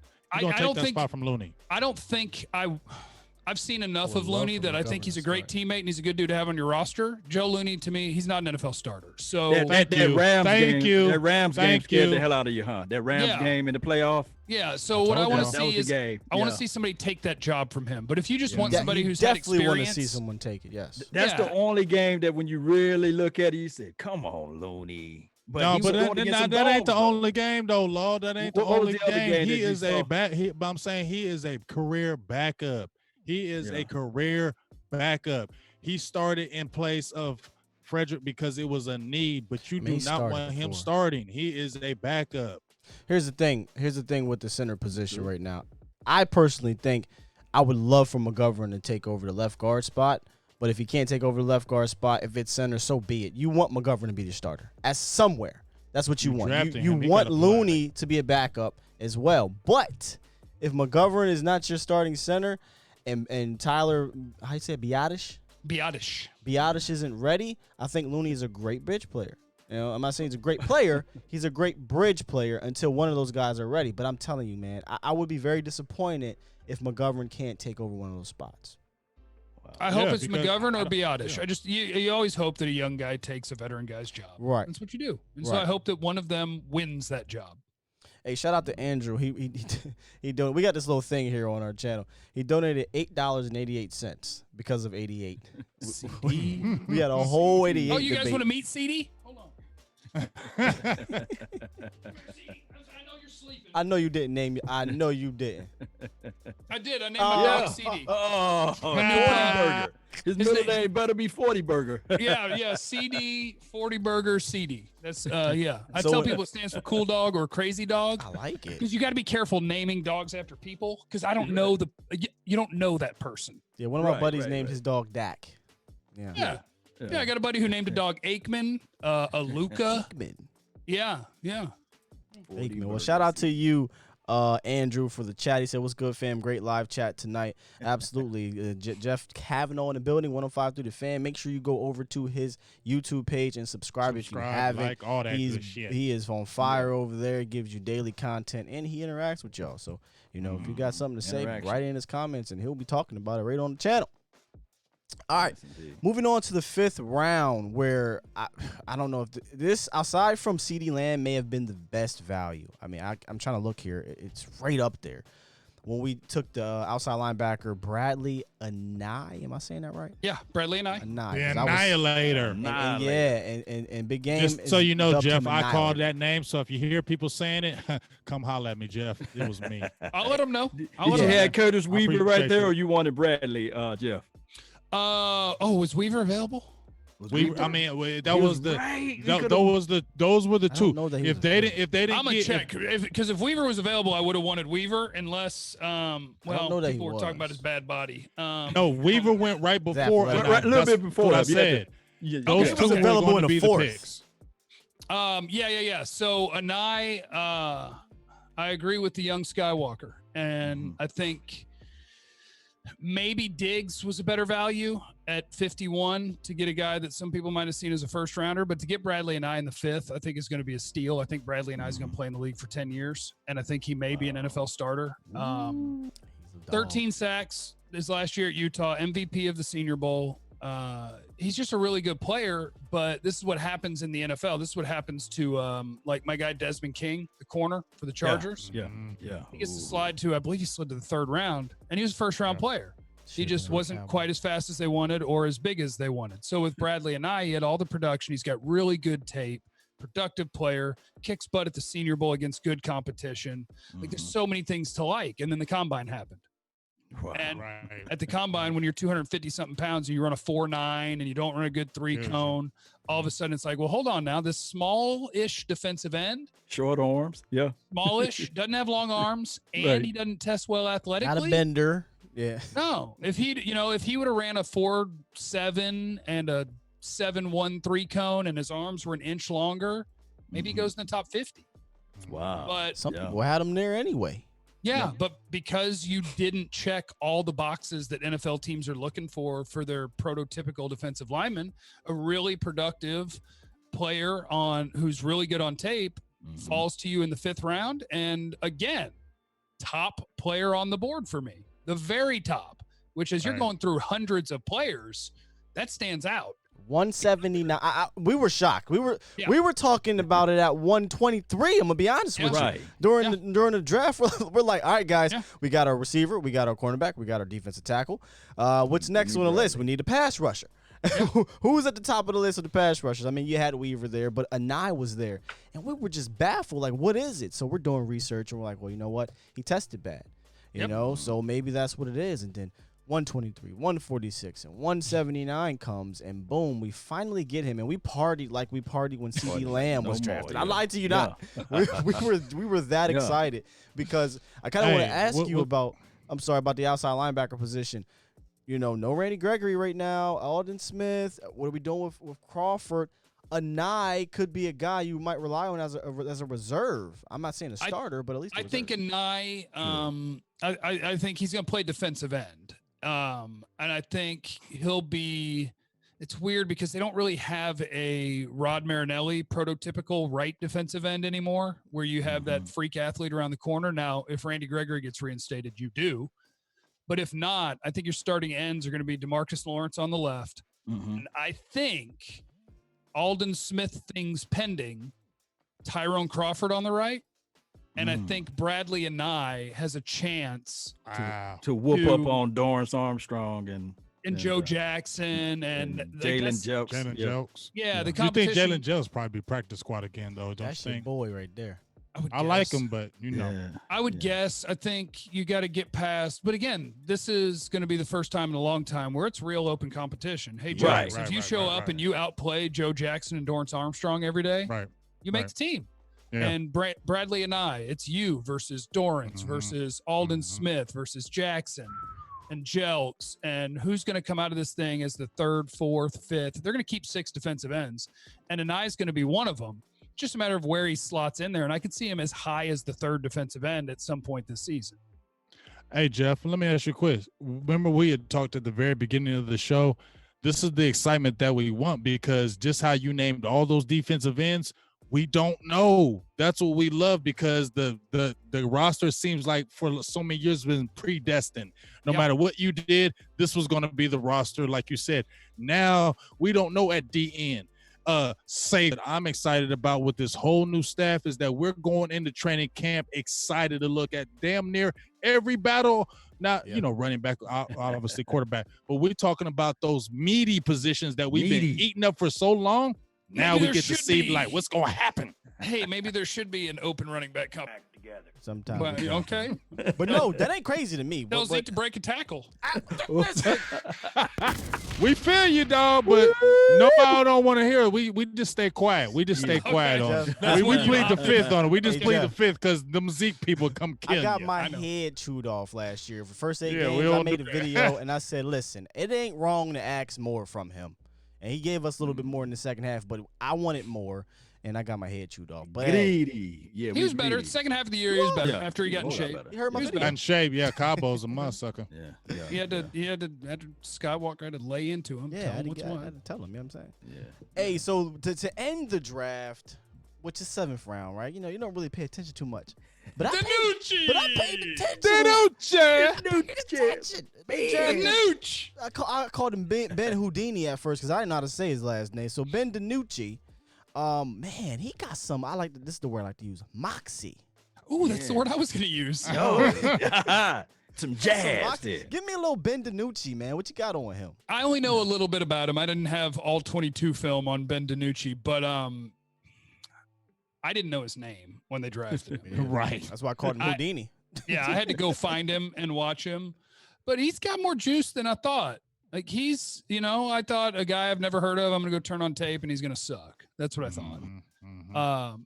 But he's got a little something. He's got a little zip in that arm. When you just watch him, it's just something about him. When you look at him, it's just something about him. He can run. He be trying to truck people. Yes, he's got a little something. I think every Cowboy that got drafted this year is going to make the team. I agree. Wow. I think every one of them is going to make the team. Danucci right on that practice squad and let him develop. See, I don't think Clayton Thorson there. Clayton Thorson. What? I think Danucci will make the team. What? Okay. So we rolling out with 3 quarterbacks. Well, they probably go with 3. McCarthy. got- Are they Guys, gonna go with 3? I'm just let's play it out a minute. Let's play it out. Hold, let me take the mic off the mic stand. Let's play this out for a second. Play it out. Play. Let's play this out for a second. Round 1. I think Dak will make the team. Shocker. Right. I think he'll make the team. I think Andy Dalton, I think he'll make the team. Now, True. you're in the 7th round, and you've been just plucking names off the top of the board. Just bow, bow, bow, bow. And by the way, I have to go back and look, but I think they had DiNucci as like a 5th round. I don't remember. Don't let me lie to you. I don't remember. But you basically let your head coach handpick his developmental guy. Like, hey, Mike, which one do you like? Yeah. I like DiNucci. I like the DiNucci kid. Met him in the elevator. Yeah. Yeah, my brother, he coached him in Little League basketball. So, yeah, the Like my DiNucci pasta. kid. So he picked DiNucci, and this year you can carry 55 guys instead of 53. Nugget. With 2 extra roster spots, I could see the first-year head coach saying, look, I don't want to play games with waiving my developmental quarterback and hoping nobody claims him. Because that's what you do, right? You try to put a guy in the practice squad. That means every team's got a shot to claim him and be like, nope, we're snatching him. If your head coach likes the guy and now you have 2 extra roster spots, why not use one on a developmental quarterback? Yeah. Why I not? mean, he's used higher picks on developmental quarterbacks in Green Bay, so you know, I mean, he's taking. He's approaching for drafting the quarterbacks when you're Yes. thinking like, why did he draft a quarterback and he'll draft one when you This don't kid's think better he than would? Deshaun Kaiser. Exactly. Oh my That's one of the gosh. guys Oh right my there. goodness. That's one of Worst the guys right prospect there. ever. Yeah. Any other things on the Nucci law or big game? No, just I mean, like Cavanaugh said, you know, when I heard the name, I don't know, the name just kind of stood out to me and made me want to go watch him just See, I'm a because I tie, heard so it really I stood heard out to me. DiNucci. Then I seen him at Pitt. I'm like, okay. And then when you seen him over there at was it James Madison? Was it James JMU. Madison. James Madison? I mean, like y'all said, I mean, you just see it. I don't know what it is, but when you just watch me, like, I like him. I don't know what it is. Got You just look at him, you're like, I like him. He's got the juice. Got that Moxie, AKA. You just watch him and you say, I like him. Got a little swag to him Got a too. little He jazz got to that him. swag. I bet you gives some good ass interviews. I bet you he does. We got a donation question here. It says, ask Jeff if he thinks another guy from JMU, Rondell Carter, if he thinks Rondell Yes. Carter will play. Rondella. Yes. Rondell Carter, I think he's one of those guys where you follow the money. Because if I'm remembering this right, Rondell 20 Carter got over $100,000 guaranteed. 145. Damn, for Yeah. what? I thought 20 so. guaranteed signing Wow. bonus. He got So the that's what I Rico was Gathers looking at, the 20 guarantee. package play, huh? Yeah, so he got the A lot of big money. money. I think what happened to him Uh-huh. is if you look at his production, True. oh, he's a monster. He's a monster. Yeah. But I don't remember off the top of my head if he wasn't invited to the combine or if he couldn't work out at the combine. I don't think he was invited because I watched Okay. his interview with Patrick Walker and Okay. that COVID hurt him because he had Yes. his pro day scheduled and Yes. COVID happened and it canceled his pro day 2 days before his pro day. So if you're a guy who goes to James Madison and has a bunch of production, Mhm. but teams have nothing on you in terms of well, what's your on the 40 in? What's the 3 cone? What's Right.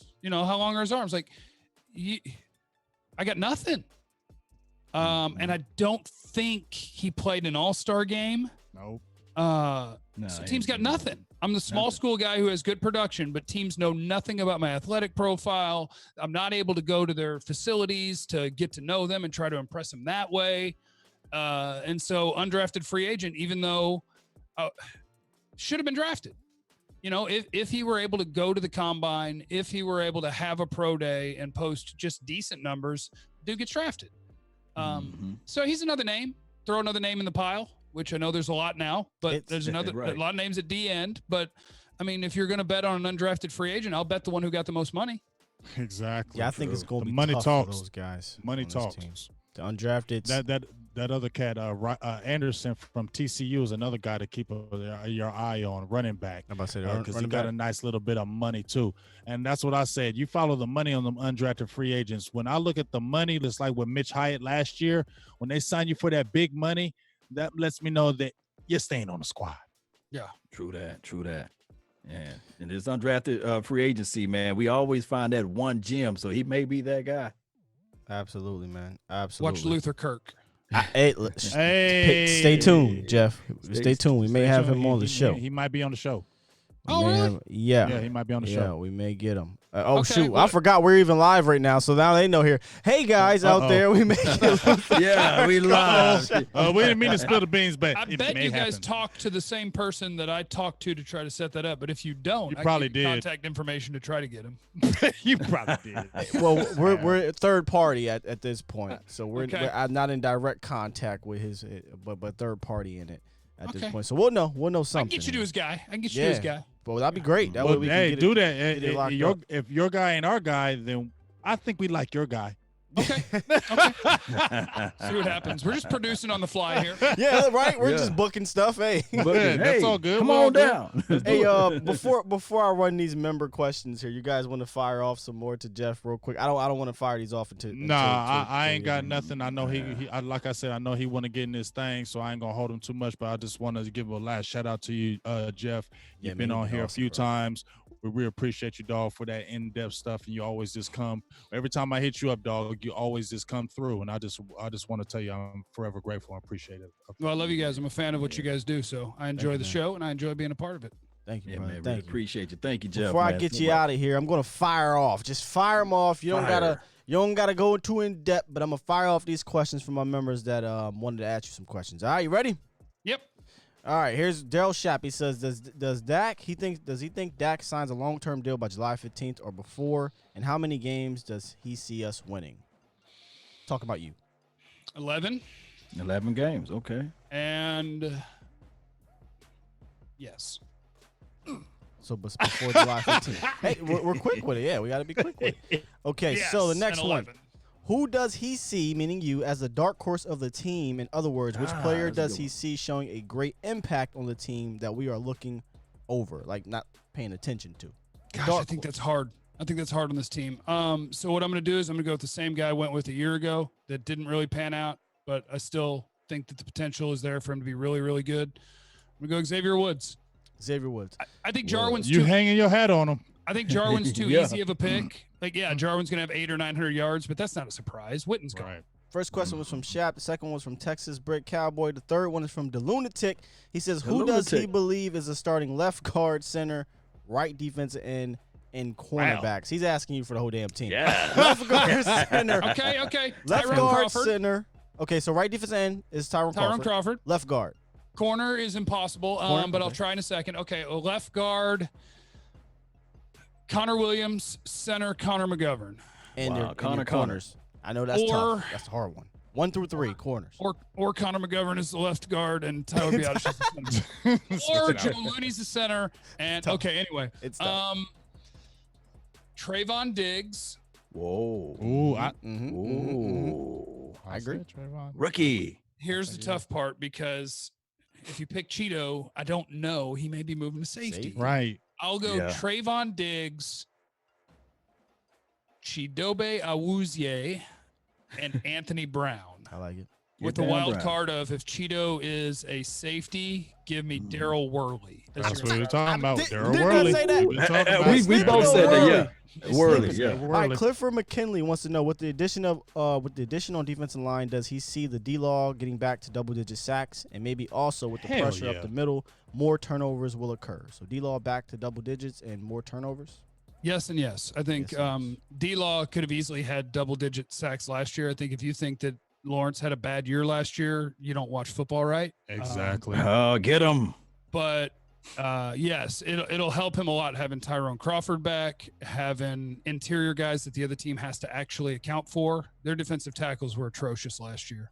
And DeMarcus Lawrence had to deal with that. Well, if you want to find what the drives had in common when the Cowboys defense folded, go back. If you need my NFL Game Pass login, let me know. Go back and look. What they all have in common, Tank came off the field. When Tank was on the field, you stopped people. When Tank wasn't on the field, you didn't stop people. And what just Tank? They Very was good doing stuff. the platoon thing. We was looking like, Yeah, because why nobody is Dorrance plays- Armstrong Yeah, in the game? nobody plays all the snaps. So Tank plays like 60% of the snaps. Right. But they were doing a thing where when Tank came out, they would put in the second D line. And The whole second D-line. got Right. tore up. Right. Joshua Magaha, I always say this wrong. I'm sorry, Josh. He said, would the Cowboys be doing themselves a disservice by not letting Lamb return kicks? Punts. No, not kicks. that's too harsh. And yeah, I would go punts. I'd have Pollard return kicks, and I would have CeeDee Lamb return punts. But if you want to be a coward because you don't want a great receiver to get hurt in the return game, coward. I do respect your opinion. I just would say, hey, you know what? Your It's rookie cowardly. year, I It's got cowardly, receivers. Let's see if you can go score some touchdowns. I would love That's what Dez did, right? I agree with you, Jeff. It's cowardly. Pollard on kicks, Lamb on pumps. Period. Free CeeDee. At this point, Free CDs. Okay. Tyrone Church is in session. He says, "Do Cowboys sign a big free agent before camp?" No. Nope. Well, can we live in a fantasy world where Goodell says Randy Gregory is not reinstated, and Alden Smith, sure, you're reinstated, but you were also suspended for a year before the last time you got kicked out of the league. You sounded just like him. And you never really served that suspension, so you're going to miss 8 games. Oh my God. Then might the Cowboys look around and go like, hey, what do you think about signing another one? Maybe, but for now, I'll say no. Okay. Oh wow, you sound just like Roger. Man, It's only Everson Griffin And we would be the not only live guy. in that fantasy world at all. Hey, you not part of the J. Davion Clowney sweepstakes? I would pick Clowney Yeah, if we could get him for cheap. Over Griffin? by those. Never mind. I was going to say hairs. By a little bit. I like them both. I like them both. Griffin, I think is the better. I just feel like Clowney's more of an injury prone. That's the reason why I lean more toward Griffin, because Clowney has those. I think you can get Griff on a Age, short deal, age, not that much, and he's just as productive. The reason I like Clowney is because, to me, Clowney is very similar to Tank, and that Clowney can wreck your run game all by himself and be a solid pass rusher. So it'd be like having 2 tanks, and that just sounds fun. Okay. Robin Salazar says, ask about if the Cowboys are cutting Crawford to possibly getting another big name star. $8 Man, million. I think there might have been a time where they were thinking about that, but I think last year they watched the leadership in the room and they watched everybody that they hoped would step up and be a leader fail in that role. Okay. Wow. And I think they're desperate for Tyrone Crawford. Okay. Okay. Last one by T-Mac 1906. Do you think that Dak signs before Deshaun Watson? I hope so. Watson. Man, I hope so. Let's pray. Ooh-wee. You saw That is how they right. set Hell the yeah, market dude. for the tackles, right? What did that guy pay that tackle out Oh there? God, Tunsil got my like goodness. 22 a year or Not something. ridiculous. I know I seen that Tunsil was eating for. Listen. And what's so crazy is you had the gas mask on, getting blowed, and you I was ain't worried about eating.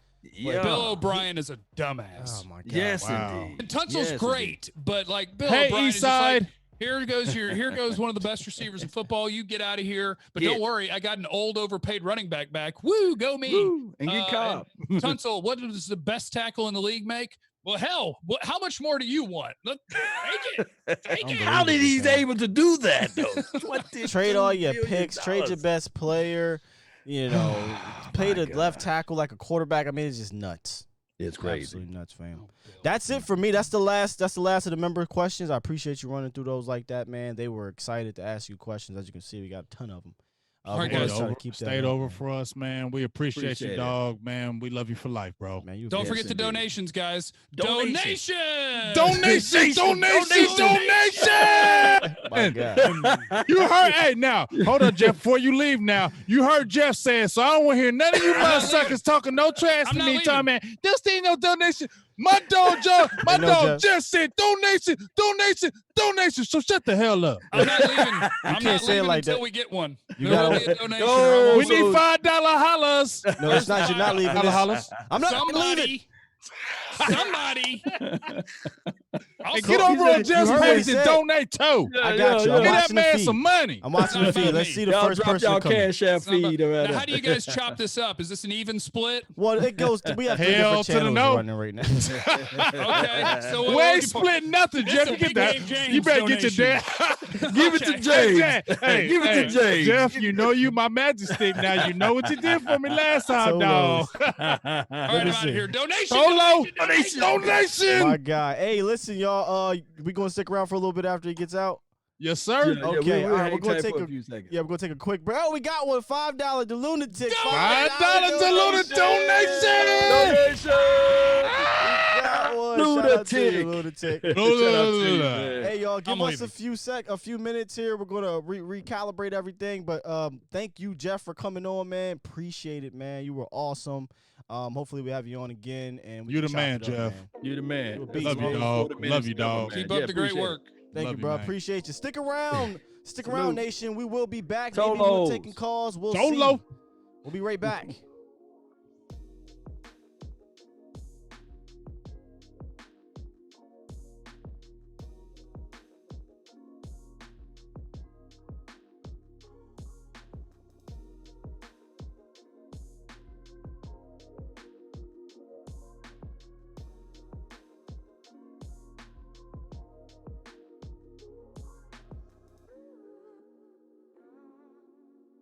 Time out, man.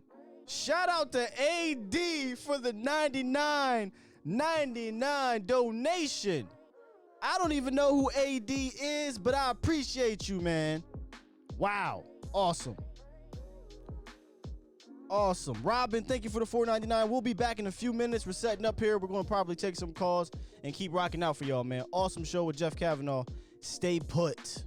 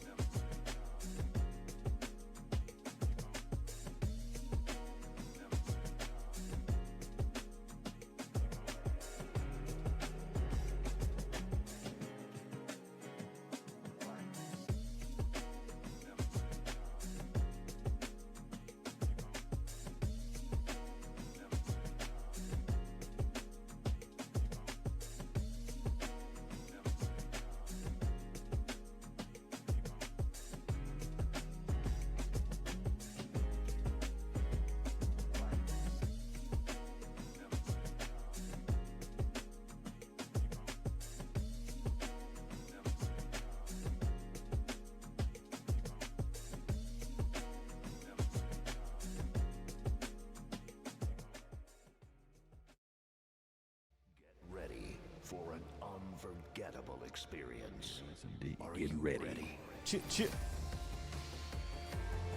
Well, we coming back.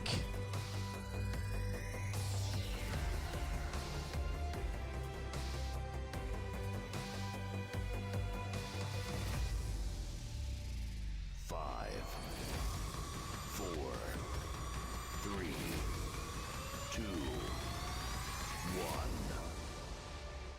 That's good shit on the 100. Oh, good shit.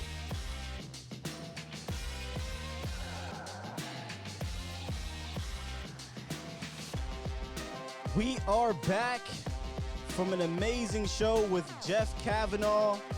You guys were awesome in the chat. We're going to finish it up on the phone lines. Of course, keep chatting it up with y'all in the chat box universe, as I like to call it. But man. Yeah, right here. Wrong one, yeah. We good now. Now we good. I was like that. I was like that. Don't sound right. We in here, man. Oh man, I'm still recovering. That was great. Hey, that was fire, man. Yes. You know, Yo got fire. Yoga Flame. Flame. You know what I'm saying? And shout out to who was it that donated the $100 holler to you? D. He didn't say anything. He just dropped it $99.99. Those are the for best your ones. mind. Those are the As my best boy would ones. say. Them is the best ones. When they just don't come out of nowhere and say, "Here, bye." So shout out to you over there. Shout out to you. Yes. Shout out to all the donations that have been popping this whole time. Absolutely. We apologize because we always like to tell you whenever we have a guest or a interview, we don't really want to shout out a lot of the hollers. No disrespect to you guys, but we want to give the interviewee, the person that we bring on, the respect and not kind of cut them off. So we didn't disrespect, but we appreciate everybody who's donated during that period of time that Jeff was on. We just want to let you know that. Yes, indeed. So that we can get this thing going. Let me just give a shout out to those who made the donation while we was live with Jeff. Calvin Williamson, man, really appreciate you so much from the bottom of my heart. Thank you for the donation of the $10. Molly, thank you for the donation. Young Wilson, you always coming through. Thank you Wilson for the donation. Sports Guru 95. That's a cold-blooded name, fam. Thank you for the donation. Cam. Whoa, Cam. I don't know if it's Cam Newton, but appreciate you for the donation too, as well as Joshua Whitlock. Thank you for the donation, man. All of you guys for contributing. Yeah, I know, right? That's when you said that name. I threw that out there. Hey, let me give a couple of shout outs to my donations right here. Eastside Harold. Shout out to you. I love you, dog. I love how you just talk so much shit about your team, but you still donate. That's why I love you.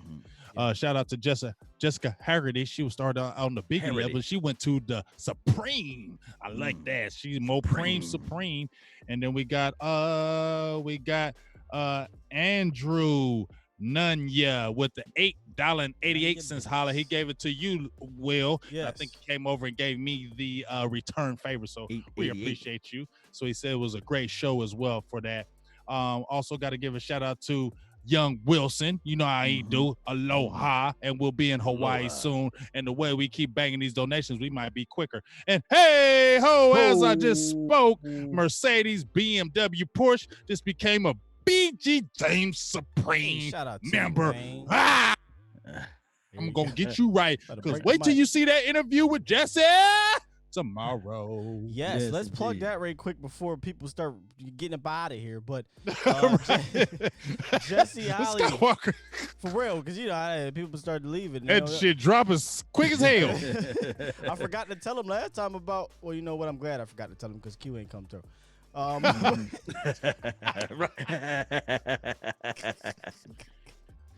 Listen, fam. Y'all. Hey, by the way, I don't know if Law posted the behind the scenes about Q. I seen that shit, dog. It's for members, bro.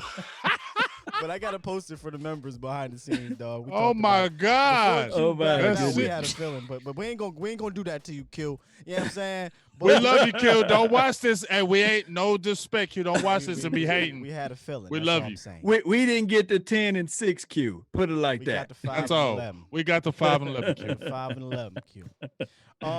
Shout out to the Lunatic, Shap, AD. Who was the guy you said that donated $8.88? All those who donated. Robin Salazar, they donated to get their questions in.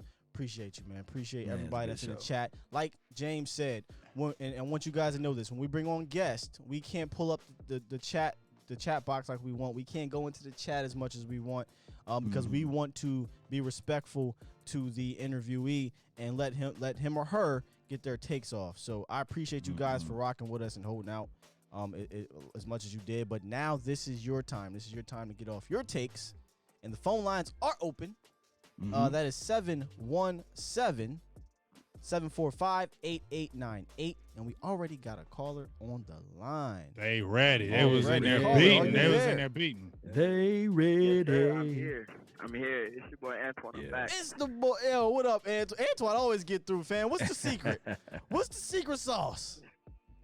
Bro, I can't hear him though. I can't hear him. Chilling, bro. I just be Uh-oh, chilling. you I can't don't hear be him. having nothing to do. We can't hear the question. You can't hear me? Can you hear me now? I can hear you. Y'all can't hear him? Nope. Antoine. Let me that's weird. You should be able to hear him. All right, look, Antoine. No, go ahead. I'm gonna just turn up my phone. You good? Yeah, I I'll can just do turn it up that my way. phone. You good? Go Okay, ahead. okay, Say go on what the say phone. what you got. Yeah, say what he got to say. Yeah, go ahead, brother. Okay. Yeah, I'm back. All I just want to say is I'm just looking forward to this training camp. I just want training camp to come on. 'Cause I hope this there is a competition training needs to camp. happen. Yeah, I know. But like, I'm just we need it because bro, we have so many positions that are going to be going at it. I just can't wait to say who. I just can't wait to see what our final roster's going to be like. That's all. I think it might be his line that's low. Like we got. Hello. Yeah, I'm here. I still hear you, brother. Okay. Yeah, Alright. yeah, he Yeah, just I'm talked saying, low like, too. We got. What was I trying to say? Oh yeah, man. Training camp. I'm really trying to see Diggs start. Yeah, him. I'm really I trying to see think him start. Diggs will be a starter. I can't see them spending a second round pick on him. Going with the new 6'1" method, right? The 6 foot and over method. I just feel like Diggs is going to be a starter in this league. And two, like I need to find out more about this Daniel Worley guy, that 6'4" corner that's just sitting around in our practice squad. I'm like, shouldn't he be on our roster? He's 6'4". Oh, you mean Chris Westry? Like, corner? Oh, him. my guy. Oh, that's his name. Yeah, him. Yeah, Chris Westry was on the practice squad last year. He's about the only damn guy that Chris Richard was able to get, to fit his height and size and weight thing. So yeah, Chris Westry is on the practice squad or was on the practice squad. So we'll see what happens with Chris Westry moving forward. Yeah, I mean, he needs to be on our team, or at least let's see what he'll do in training camp. Because I'm saying, you 6'4" playing corner. Oof. Yeah, No doubt. Yeah. Chris Westry. All right, man. Hey, Twan, appreciate you. We're gonna try to figure out this volume thing here. The volume thing. You said you didn't hear him. Y'all still didn't hear him? Yeah, it's not mic'd into our headsets Okay. here. Yeah, that's Okay. all that is. So they can hear, the audience can hear, but we Yeah, can't. the audience. Yeah, Yeah. we'll try to figure that out in the meantime, in between time. Appreciate you though, Twan. Yeah, always. Thank you, brother. I like yourself. Keep doing it. Thanks, man. Go. You want to talk about Chris? I know you made a video about Chris Westry, Big Game. Oh, I mean, I think the thing that's going to help Chris Westry because we talked about it with Jeff. We seen the prerequisite 6'1" and up. So it's really going to help Chris. I think the really thing that's going to help him too is because honestly, when he measured in at the combine, he was 6'5" without his shoes. So he's a full 6'5" without What? shoes. He's a full 6'5" without shoes, running a 4.31 at the cornerback position. I mean, in my opinion, you can't just throw that away. And I think that's why the Cowboys have said, hey, you know what? Let's not forget about him because you don't find that. You know what I'm saying? You don't find those. And when you see a corner that tall, usually they they have problems.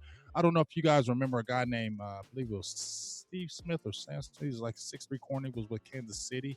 He's a pretty good corner. Sean but he Smith. would have Sean Smith. He was a pretty good corner, but he would always have problem with opening his hips and with them smaller receivers and the long 9 routes.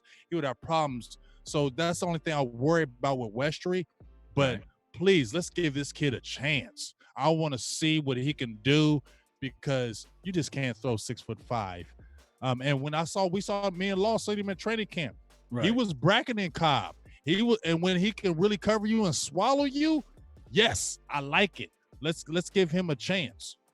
Yeah, And if he's not ready now, guess what?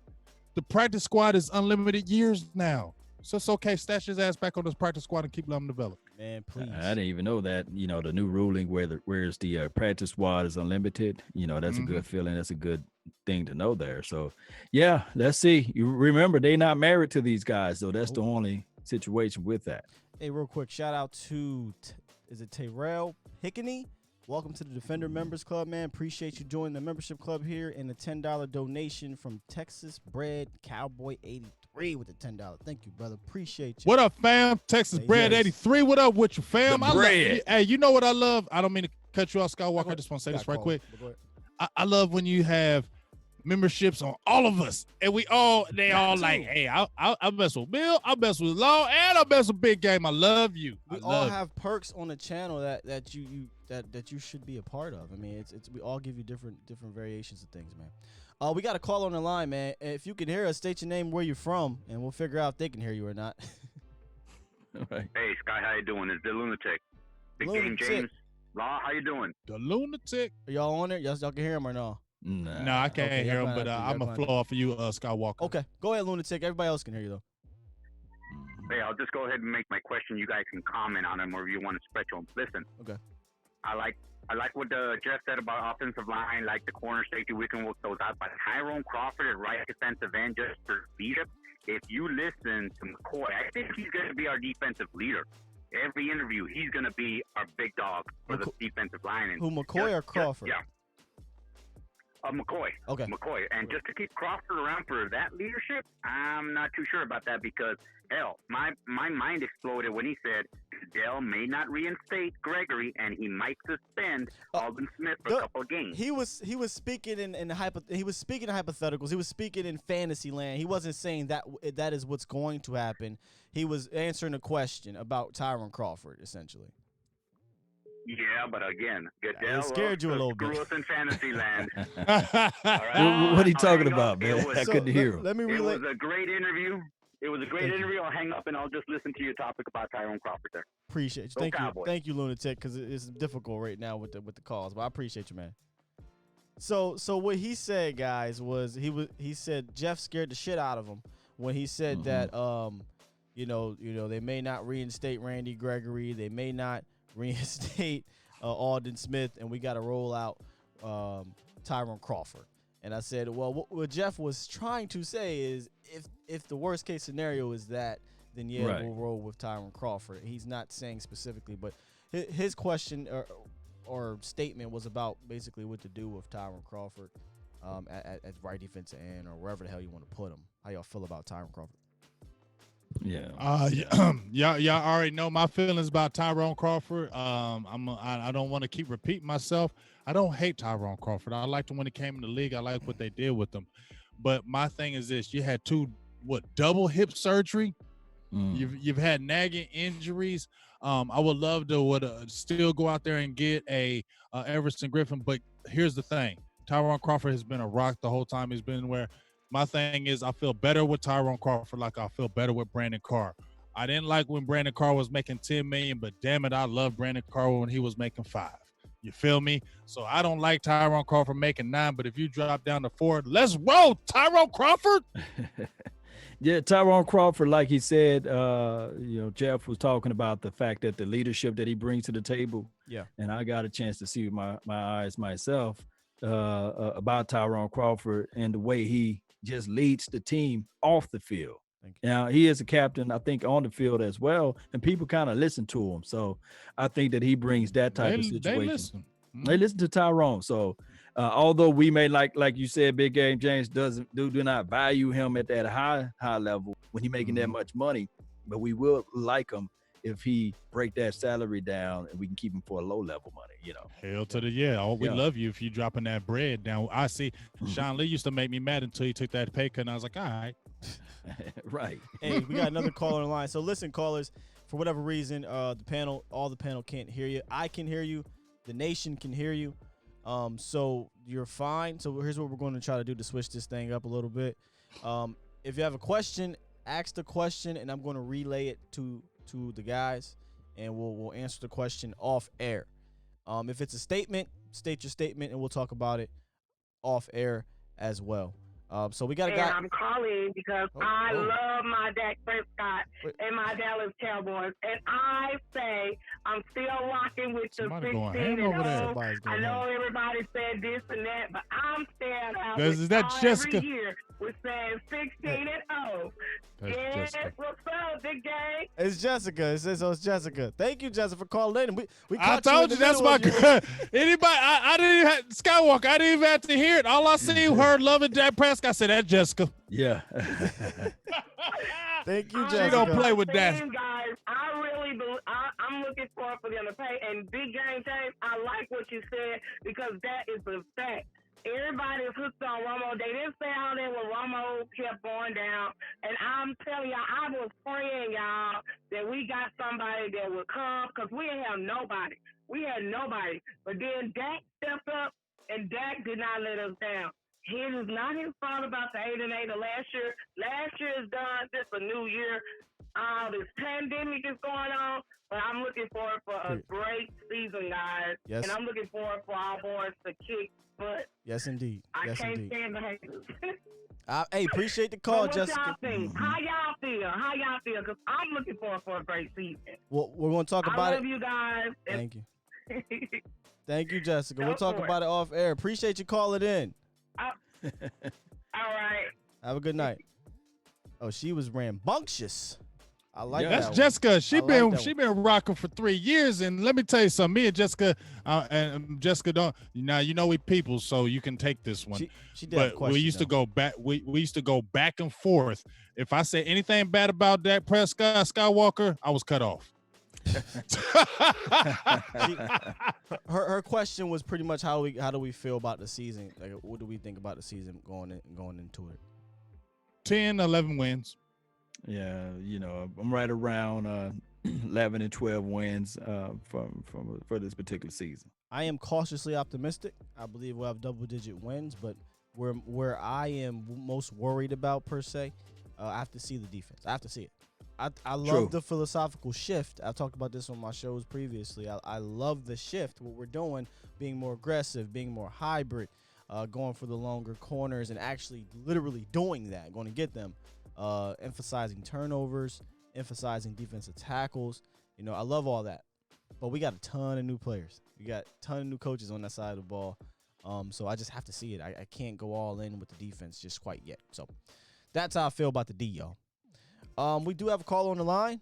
I think Las Vegas in the building. You know who this is? Hey. Vegas. D-Shap in the building. Who this is? What's up, D-Shap? Hey, you already know. You know I had to call in with my big guy, my big game James and Skywalker and Law Nation on here tonight. I ain't been able to talk to you for a minute, so I had to call in and give you some love and tell you, you're always rocking them fire-ass shows. So, thank you. I got to give you some love and stuff. And tell Big Game James I appreciate everything you've been doing, man, and Skywalker and Law Nation. You're always grinding and putting out that Cowboy stuff. That's why I love my Cowboys, because I listen to guys like you who are really passionate about the team. Appreciate you, Shap. Appreciate you. You've been here from day one, man, and you continue to rock. Day one. We thank you for that, brother.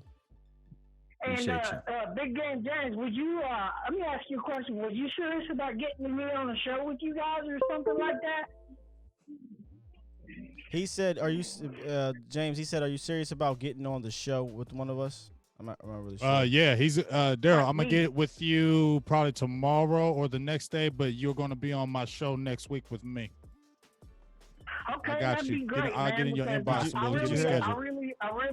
I really appreciate that, and that's, I watch you and Law and Skywalker all the time, so nobody's ever showed me love like that, and that's one thing that I appreciate about you guys. Like my father, I don't talk about this much. He passed away about a month ago, and oh man, I'm sorry to hear y'all that. His father passed away. Damn, y'all remind me of the love and the appreciation that you show towards me, and having belief in me that I'm genuine with what I say, And what I'm expressing to you guys is that y'all are treating me like a person, because a lot of the times in my life, a lot of people didn't look at me the way you guys look at me as a person, as a true Cowboys fan. And there's a lot of people that talk, and say that they're true Cowboys fans, and they don't know what it really means to be a Cowboys fan. When you're a true Cowboys fan, you love, regardless, you love the Cowboys whether they're winning or losing. It does not matter at the end of the day. You're right. You're right about that, Shap. And our condolences to your loss of your father. We're deeply saddened with that, because you're a great fan. You've been a great fan for all three of our pages, and a great fan of Cowboys Nation. So our condolences, man, and we appreciate your support. And just keep on rocking with us, and we'll keep on, rocking with you, man. I love you guys, and I appreciate everything you guys do. Much love, guys. Thank you, sir. Have a good night, man. Bye. You too, sir. Man, Shap is a good guy, man. He's a really good guy. Very good guy. He's a very good. I mean, you see how he supports us like no other. Just like you said, Skywalker, he supports all of our channels. I love people like that, and my condolences. I lost my father over 10 years ago, so I know how that feeling is. So, just respect, and we're here for you. Yeah, and Cowboys Nation, Shap, if this makes you feel better, man, there's a lot of people out here saying rest in peace. A lot of people, and that's what I love about, our fans, our viewers are amazing, because we're even when we disagree, right? Even there's rivals amongst our fans, believe it or not. Right. Oh, hell yeah. Competition and all that shit. Right. Probably the only fan base that does it, right? The arguments within, heavy. But then you have them, giving their condolences, giving their rest in peace to a guy like Shap, who's an amazing fan. So that's awesome. That brings everybody together, and this is why I love doing what we do, man. Because we're not only just giving you guys our passion and our opinions and stuff like that. We're engaging with you guys, and you're engaging with us. That shit's awesome, man. We Cowboys family, like for real, like DC4L, like for real. Just what you said, Skywalker. When you say that, I mean, and once we get into the club, 10 to get in, like Law said, 10 to get you in. I mean, once we get in that club, I mean, and we start to getting to know each other, and we talking on an everyday basis, it becomes family, like real shit. It really becomes family. I mean, I'm honestly, man, I'm being real. I mean, and I don't know if this is the thing, my lady done cooked up for me here, but I'm looking at this chat, and this is amazing. I mean, there are literally, we don't even. Shap doesn't know these people, and they're giving their condolences, their rest in peace pops. This is crazy. This is awesome to see here. When you got AD said this was his first time in this live feed, and he said we have a great community. He said, man, y'all got a great community. First time kicking it on a live chat. Not going to be the last. That's what we want to hear. Thank you, man. That's exactly what we want to do when we do these live streams, because we could just do regular videos, and we do. But when we do these live streams, man, it's to interact with you guys. Right. It's awesome, man. Yeah. We do have man. Great stuff, man. This is great. Another caller on the line. I know y'all can't hear him, but I can. What's up, caller? Hey, this is B Bird, man. What's going on, brother? B Bird. Let me tell you about B Bird. One of the most insightful guys that calls into my shows. I wish you guys could hear right now, but y'all can run it back and listen. What's up, B? Go ahead. Bring that B back. Well, I got a statement first, man, and I got a question for all y'all. You can relay it to the fellas. But one of the things, man, I think our biggest addition is the head coach and the coaching staff. One of the things I'll just tell you about Garrett and me. I never wanted him to be the coach. I just didn't think he earned the stripes to be there. He, was at Miami as a quarterback coach for one year. 1 year, yeah. He was made Wade Phillips. He was put on Wade Phillips. Wade Phillips didn't hire him, so he just came over here. And I just don't think that his coaching, in his resume, he had enough stops to gather enough luggage or valuable traits from each coach to come up and then put those things together. I just thought he was forced on organization, and in-game adjustments are just some of the things that I've heard lately about not disguising things and other things. I think we were every week. I think we were at a negative on the sideline in the coaching department. Every week, so, we would go into the game down coaching. Absolutely. And you just can't do that in a salary cap league because everything is so close. So the thing is, I was going to ask y'all is this. I'm going to tell you how much I think about the acquisition of this coach and coaching staff. And one thing, too, I'm glad they didn't keep any one of the ones that was tied to the Cowboys or anything like that because the Cowboy way, this is not the 90s Cowboys way. This is the 2010 up. Cowboys way, and I don't really want those guys. But here's the deal. I'm gonna tell you how much I think at a coaching deficit we were. If we had this staff last year, I think we're in the playoffs when we make a run. Oh my God! I want to see what y'all thought. I want to see what y'all thought about that. I love that question, B. I'm gonna ask him. I'm gonna ask that question. Hey, thank you All for right, calling man. in, brother. I'll talk to you later, brother. Yeah. Peace. All right, so guys, he said if we had this coaching staff now, he believes that we would have made the playoffs last year. If we had the coaching staff now that we have now, last year, we make the playoffs and we make a run in the playoffs. How do you guys feel? I just want to say one thing. Imagine if we had Mike McCarthy for those 4 years with Dak Prescott. Oh my! That's all I'm gonna say. That's all I'm gonna say. You're saying last year. Imagine if we had Mike McCarthy for Dak Prescott's whole 4 years. Goodness, I'm gonna just say this, and I'm gonna give it to Law.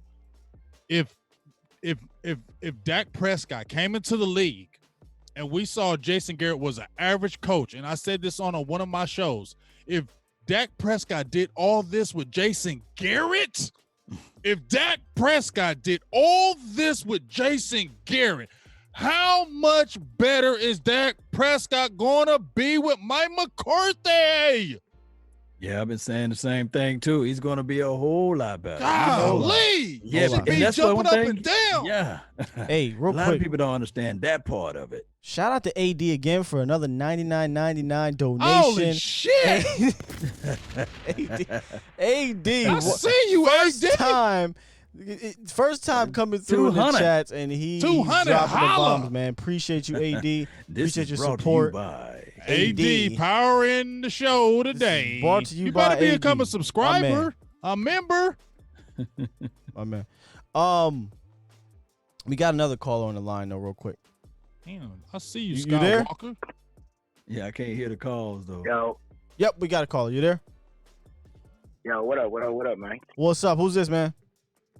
Bro, it's your boy Thurston out the third once again. You dig it? Thurston's in the building. I wish they could hear you because I know that's your man's. I big love gang. that damn voice, that damn country ass voice. Man, you know it's out of Dade County representing North Dallas, you heard me? Yes, sir. But yeah, like first of all I wanna say rest in peace to homie Pops, you know what I'm saying? Big condolences. Like you said before, we all fam. So that's to him number one and all, you know what I'm saying? Number two is, you know, Mike McCarthy, in fact, is going to be a better than Jason Garrett. Shit. Oh, for sure. I can come out my house and be a fucking better coach than Jason Garrett, but that's just something else, you know what I'm saying? But, yeah, McCarthy's going to do that. Dak's going to be a better quarterback because he's going to have better quarterback coaching. He's going to have a better and more broad playbook, you know what I'm saying? Everything is going to be different. And when the offense is different, scoring points, it's going to make the defense better. So it's going to fit together like a hand and glove. Like homie said before, Jason Garrett has never been that coach, nor he never will be that coach. And yes, the Giants probably going to go 8-8 and be better than what they were last year, but they're going to go back 8-8, 8-8. As long as Jason Garrett there, we're going to know what the Giants do. They're going to run on first down. And they're going to throw some bullshit pass on third down at 10 that's only worth 5 yards, which going to make you throw your hands up and be like, what the fuck is this? Absolutely. But again, you know what I'm saying? We know what Jason Garrett's going to do. I love Thurston's voice. He's so damn country. You know what he going to do. You know what he going to do. He going to run on first down, and on 3rd and 10, he going to throw a 5-yard pattern. Facts. Always. You already know what it is, man. I love Thurston. You already know. But I want to tell y'all boys once again, man, great job, man. All you dudes, man. I can get all my info out here because I'm right here in the hotbed of it in Dallas. But I don't listen to them bullshit motherfuckers out there, man. We give you the real Thurston. Yeah, y'all gonna I give us love the you, real, Thurston. man. Your voice is just the best. You the most countryest. I love appreciate you, My man. God, But brother. like I said, bro, y'all gonna give us the real. The rest of them motherfuckers gonna give us that fuck shit, man, and I appreciate y'all for that. Man. Y'all don't kiss no ass. No. Y'all not up Jerry Jones's ass. And what's right is right and what's wrong is wrong. And y'all gonna stand on that. Y'all some real dudes. And I appreciate y'all for standing on what y'all standing on, for real. My man. Appreciate you, man. Thank you, man, for calling in and rocking with us and keep bringing that real too. You bring it too. Man, I appreciate y'all, man. Y'all have a good night, man. Enjoy it. You too, brother. Yeah, Thurston was basically just talking about. I keep on running to that one. Was talking about Jason Garrett and how we know what he's going to do in New York and what he was. He never was, that guy here in Dallas. And it was actually an interesting question I wanted to, or not question, statement kind of I want to get to here. Let me run that back. Somebody said, what about when Jason Garrett won Coach of the Year? Shout out to you, Robin. What about when Jason Garrett won Coach of the Year? Was he really that bad? Just a thought. Tony Bryce. Well, here's the thing. Now, I do know that there are a few coach, I guess Jason Garrett's apologists out there, but he been out here for 13 years collectively. And even when he won Coach of the Year, it was the same media that was kind of pumping that up, because when you really look at it, just like Big Game James said for many of years, did you really think that we was going to win it? No. Nobody ever thought we. James, he won Coach of the Year because Dak went 13-3. Yeah, we all know that. They just gave it to him because we were 13-3. We had Zeke, Elliott, Dak. They were all rookies, and it was the feel-good damn story. If you ask anybody in their damn heart, is Jason Garrett the Coach of the Year, they'll say, hell to the no. T-Mac. Hey, T-Mac, T-Mac got a request for you, Law. Talk to him. He said, hit that Jason Garrett voice one time. How you doing, guys? Sound just like him, man, because I just hear it. And I'm just so glad that this year, 2020, we don't have to hear it until we play the Giants, because that's what he's going to do in that particular press conference. And guess what he said, though, Law? Guess what he said? Guess they said over at Giant Land, they're going to run the same scheme they ran over in Dallas. Yeah, run first. But here's the thing. 8-8 for them is good for them. Although they won multiple Super Bowls in the last decade or what have you, but 8-8 on a consistent level is good for them. But Jason Garrett ain't the head coach over there. He's the offense coach. He's gonna run circles around that young bull over there. Joe Judge. Yeah, he's gonna run circles around. He's way smarter than that guy. Jason Garrett is gonna circumvent that thing just like he did with Wade. And he's going to eventually. He's going to sabotage Joe Judge. Oh, I can see it already. He going to say, hey, T.O. said he'd be sabotage. Hey, did y'all, I just want to real quick, did y'all see that interview with Bobby Bell and Jane and T.O.? I have not watched it. I haven't watched Go watch it. It's explosive. It's fire. And I know a lot of people hate on T.O. because his mouth and stuff. But if you really, and he gets on my nerves too with the mouth, but he does say a lot of real shit though. Yes. He does say a lot of truths. Whether you like him or not, he says truths. And when he was talking about, he was saying this then. And I believe him when he was saying with Garrett, he said we was coming to the line of scrimmage in 07, 08, and them teams was calling out our plays then. Remember, what was it, against the Ravens after the game? I think it was Ed Reed and Ray Lewis was like, yeah, man, we knew they was going to run. I mean, you get what I'm saying? And he's saying, and just like when we talk about the best coaches, when I heard T.O., he said, this is a league that defensive coordinators understand the game. They watch film too. Yeah. And if they see you do something 1 week, they're going to change up and do something. So it has to be a week-to-week preparation, not the scheme that we saw with Jason Garrett. And even when we had George Iocca, when he's saying with Chris Richard, too many times we saw that don't matter what you do. This is what we're going to do, and we're going to stay with it. And that stubbornness has hurt the Cowboys, and hopefully we have moved past that crap, and we can move on to bigger and better things. So you're saying, Law, when Joe Judge goes to his press conference, JG going to come up there and push him out and say what? How you doing, guys? We got Carlo on the line, man. What's up? State your name. Where you from? This is Mark Felix from New York. Hey, what's up, Mark? Mark, you've been in the community here lately, man. Appreciate your support, brother. What's up, man? Absolutely. I just wanted to mention that as far as the content that you guys are providing between you, Big Game James, and Law Nation with the videos and everything, it's really amazing. Thank you. So I really appreciate it. Especially in this time with COVID and, everyone being home and kind of just looking for a nice diversion, it really helps out a lot. Thank you, man. I just want to say that. Now, I wanted to mention about the whole thing with last year, right, with Garrett, the fact that in the latter part of the year, when they were losing, I mean, I'm a diehard Cowboys fan going back to like the early '80s. You know, with Danny White, and, you know, Tony Dorsett, you know, Ed Too Tall Jones, all of that. So when I reached a point where I was actually saying, you know, if they lose, I'm not going to be mad because I know that they would get rid of Garrett. You know, good guy, but he just wasn't. It just wasn't working for the team. So, hey, Mark, wasn't it one of those things where you were like, okay, if we win, you know, playoff games, great. If we lose, great, because we'll get rid of Garrett. It was like win-win for Cowboy fans. Exactly.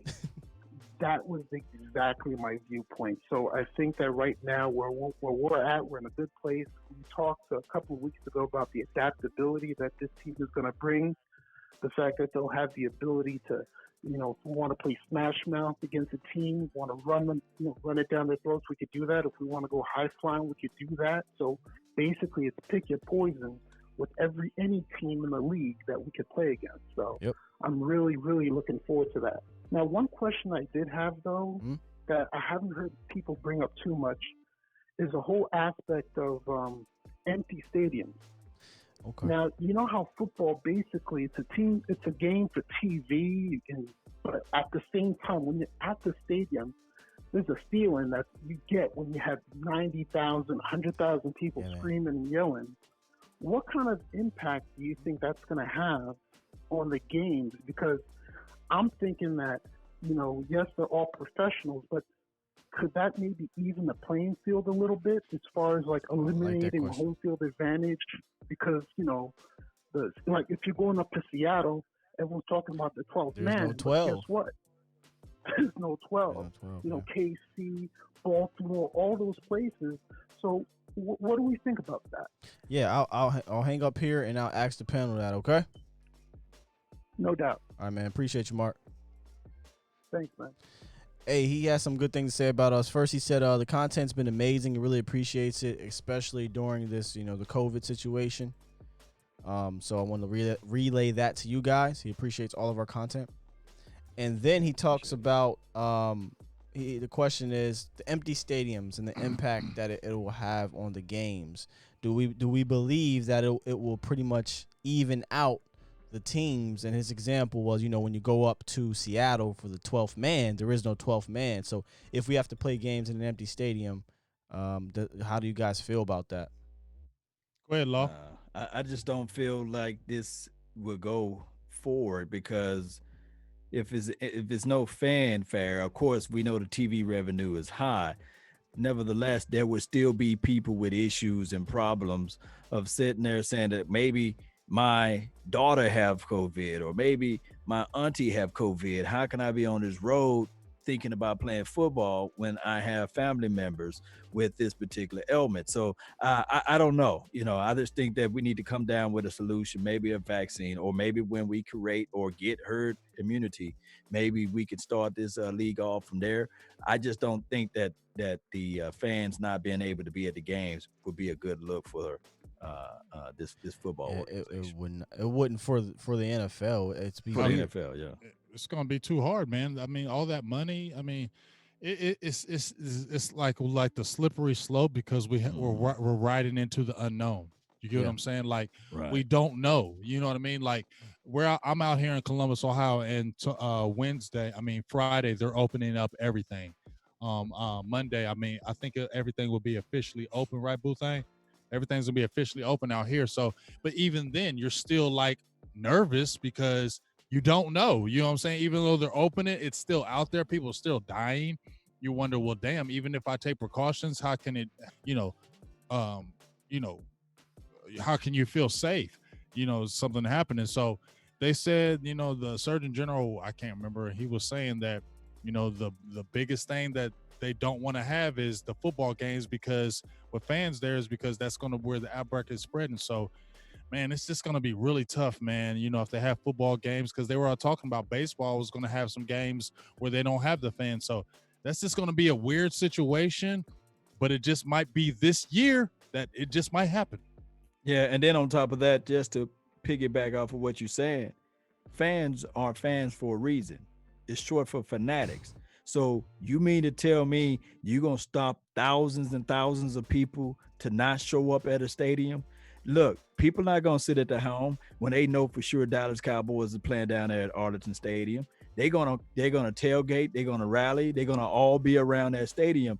So it's not a good look, and it's gonna be a lot of looting. It's gonna be a lot of people just hanging around, and really they're gonna be upset for not being able to go in. And knowing that it's a game, and you know how football is, if their team is down by 3 points and they think that they can yell and scream and just to be a difference maker, they might bum rush the stadium, you know. So I'm thinking of all of those things, which I think that somebody should be educated and wise and smart enough to bring up that as a possibility. Hey, Well, you know, one other thing, my fault, Skywalker. Go ahead. Well, I was just going to say, I agree here with John Jones. He said, let's just be careful as we can. Everybody, let's just be careful as we can. We will get through this. Just like everything else we've done in this country and in the world, period. We will get through it at some point. Don't know when, but I remain, positive about the situation. I understand there's a lot of negatives going around the country, around the world with it, but I think we will get through it. When, I don't know, and I'm hoping it doesn't affect the game too much. But if we have to wait a few months, man, so be it. I'm good with it. True. I mean, I'm good with it too. Just like I said, man, it's just a weird situation, NBA, Major League Baseball, just all this stuff is kind of crazy. How everything is going just with this COVID. And like I said, I just pray everything gonna be all right. But I was watching, I seen the UFC and they had their matches, and I was listening to, remember when Greg Hardy used to play with the Cowboys? Yeah, he had a match. It was just weird what he said, that he said there was no crowd there. So since there was no crowd there, how he won was he was able to listen to the announcers. Not obviously the NFL players can't do that, but he said when he was fighting, he was, going through the fight. But since there was no crowd, he could hear Daniel Cormier and them telling them what he needed to do to win this fight. And so he was listening while he was fighting. And Cormier was like, hey, he needs to do this. He needs to do this. He said he switched up the style, listened to what Cormier said, and he beat him. Wow, that's very interesting. That's wild, right? And I don't want to hear no players, if there's no fans there, don't cry about nobody saying that they booed you. Yeah, but people, they're gonna try to rally, and they're gonna be all out there on them stadiums, and they're gonna figure out a way to get in. Shout out to Dwayne Wright. He said, I appreciate you guys. Y'all appreciate y'all fans. Actually, look at the comments. Salute to y'all for Dak and prayers up for Dak and his family, as well as Pops. Yes. I think he's talking about Shap's Pops. So. Yeah, definitely for Shaq's Pops. And make sure you get in my inbox, Daryl, so we can make that happen. And one quick shout out for, and you guys do this, but I came out there, jumped out there. I said, I need a $20 holler right now. One. Right. I said, I need a $20 damn holler right now. And my girl, Jessica, who's my people, said, there you go, big game. I love you for life. Hey, the phone line. We're done with the phone lines, though, panel. I didn't get that out there, guys. The phone lines. Oh, sorry. I was wondering why I got quiet. Yeah. No, I just because I didn't want to take too many where you guys couldn't hear, and I don't know how that quirky, weird stuff happened, but we'll figure it out next time. You did a great job though, relaying it to us. I was trying. Appreciate it. Hopefully next time, y'all can hear it all. But man, we was rocking. E2, what's up, E2 Blue? We got to get him. E2 Blue. Yeah. That's my peoples. E2 said, man, I got to get on this panel. I hit him in the chat. I said, listen, hit us up. Hit one of us. E2 whoever. I don't matter. Hit one of us up. Let's pump the brakes a little bit, because AD is spreading the wealth. Wow. AD over there? He dropped a $9.99 for your mind over here. There you go. Okay, now AD. Now don't do that. You know I'm coming. I'm coming, right? Hold on. I'm coming. Hold on. AD. Wait, be quiet. Hey, this is what AD said. He said, hey, bro, keep it quiet. Wife ain't feeling these donations, right? Oh, okay. All right. I got you. Okay. I know. I'll be quiet, but before I be quiet, I'm going to say, come on over here. There's a 3-man panel. You hit 2. Wifey about to wake up and see that credit card and say, what the hell is even that? What the hell, AD? I tell you what, this is what we got to do for AD. Yeah, hit us up. The next live stream tomorrow, I want his logo, his AD logo somewhere. Sorry, fixed, Josh. Fixed on the screen somewhere and say, I got sponsored by I'm gonna hit up my AD, boy, and we gonna get an AD. See, if you're a member of my channel, I got all these y'all little logo things waiting for y'all. Y'all gotta email me, but I'll get one for you, AD, man. That's that's love, brother. Yeah. Cowboy Mike said right beside the microphone. Appreciate you, AD. Cowboy Mike said AD got a bigger yacht than Jerry Jones. But listen, we gonna stop talking about you because we don't want the wifey to get mad, brother. We don't want the wifey to get mad. Just tell her don't push replay. We just appreciate you, brother. We just appreciate you. Yeah, so like I said, I ended the lines. Hopefully we get that fixed, y'all. But E2, back to E2, bro. We got to get him on E2 Blue. Make sure you go over to his channel, man. Please support him. He keeps it real too. That's another brother that keeps it super real. And he played football. He played the game. This is a guy that's actually played football. High school, college, he's played the game. I had him on my show about a month and a half ago. We had a ridiculous show. It was great. It was awesome. Yeah, no, I was in that show. I love E2. He's a great man, humble heart, and let's just keep on uplifting him every single day. And yeah, we're definitely gonna make that happen with us jumping on that panel because ET Blue, I love him. Yeah, if you still DJing E2, hit me, man. I used to do the little hosting, that's why if you listen to the beginning of the show, I come on there, I got a little flavor to it. So hit me up, E2. We could work on a little mixtape. Right. The Skywalker field was the Skywalker still with the new field. That's what we're gonna call the mixtape. There it is. That's what we got. All right, man. Parting shots though. Before we get up out of here, shouts outs and where they can find you and all that. Oh yeah, Nation. Y'all. No, let me go before you, Law, because I can't. Law have us on this show for 5 more minutes. Before he went ham, I said, let me get mine off because I can't never top him. So let me get mine off and let him smart. be the ending of it. You are smart, big guy. Shout out to Rock Lee for the $199. Holla before I say anything. He said my Hawks secondary is going to clamp Amari 12 man or not. Okay. What about CeeDee? What about Gallup? Whatever though. Here's another.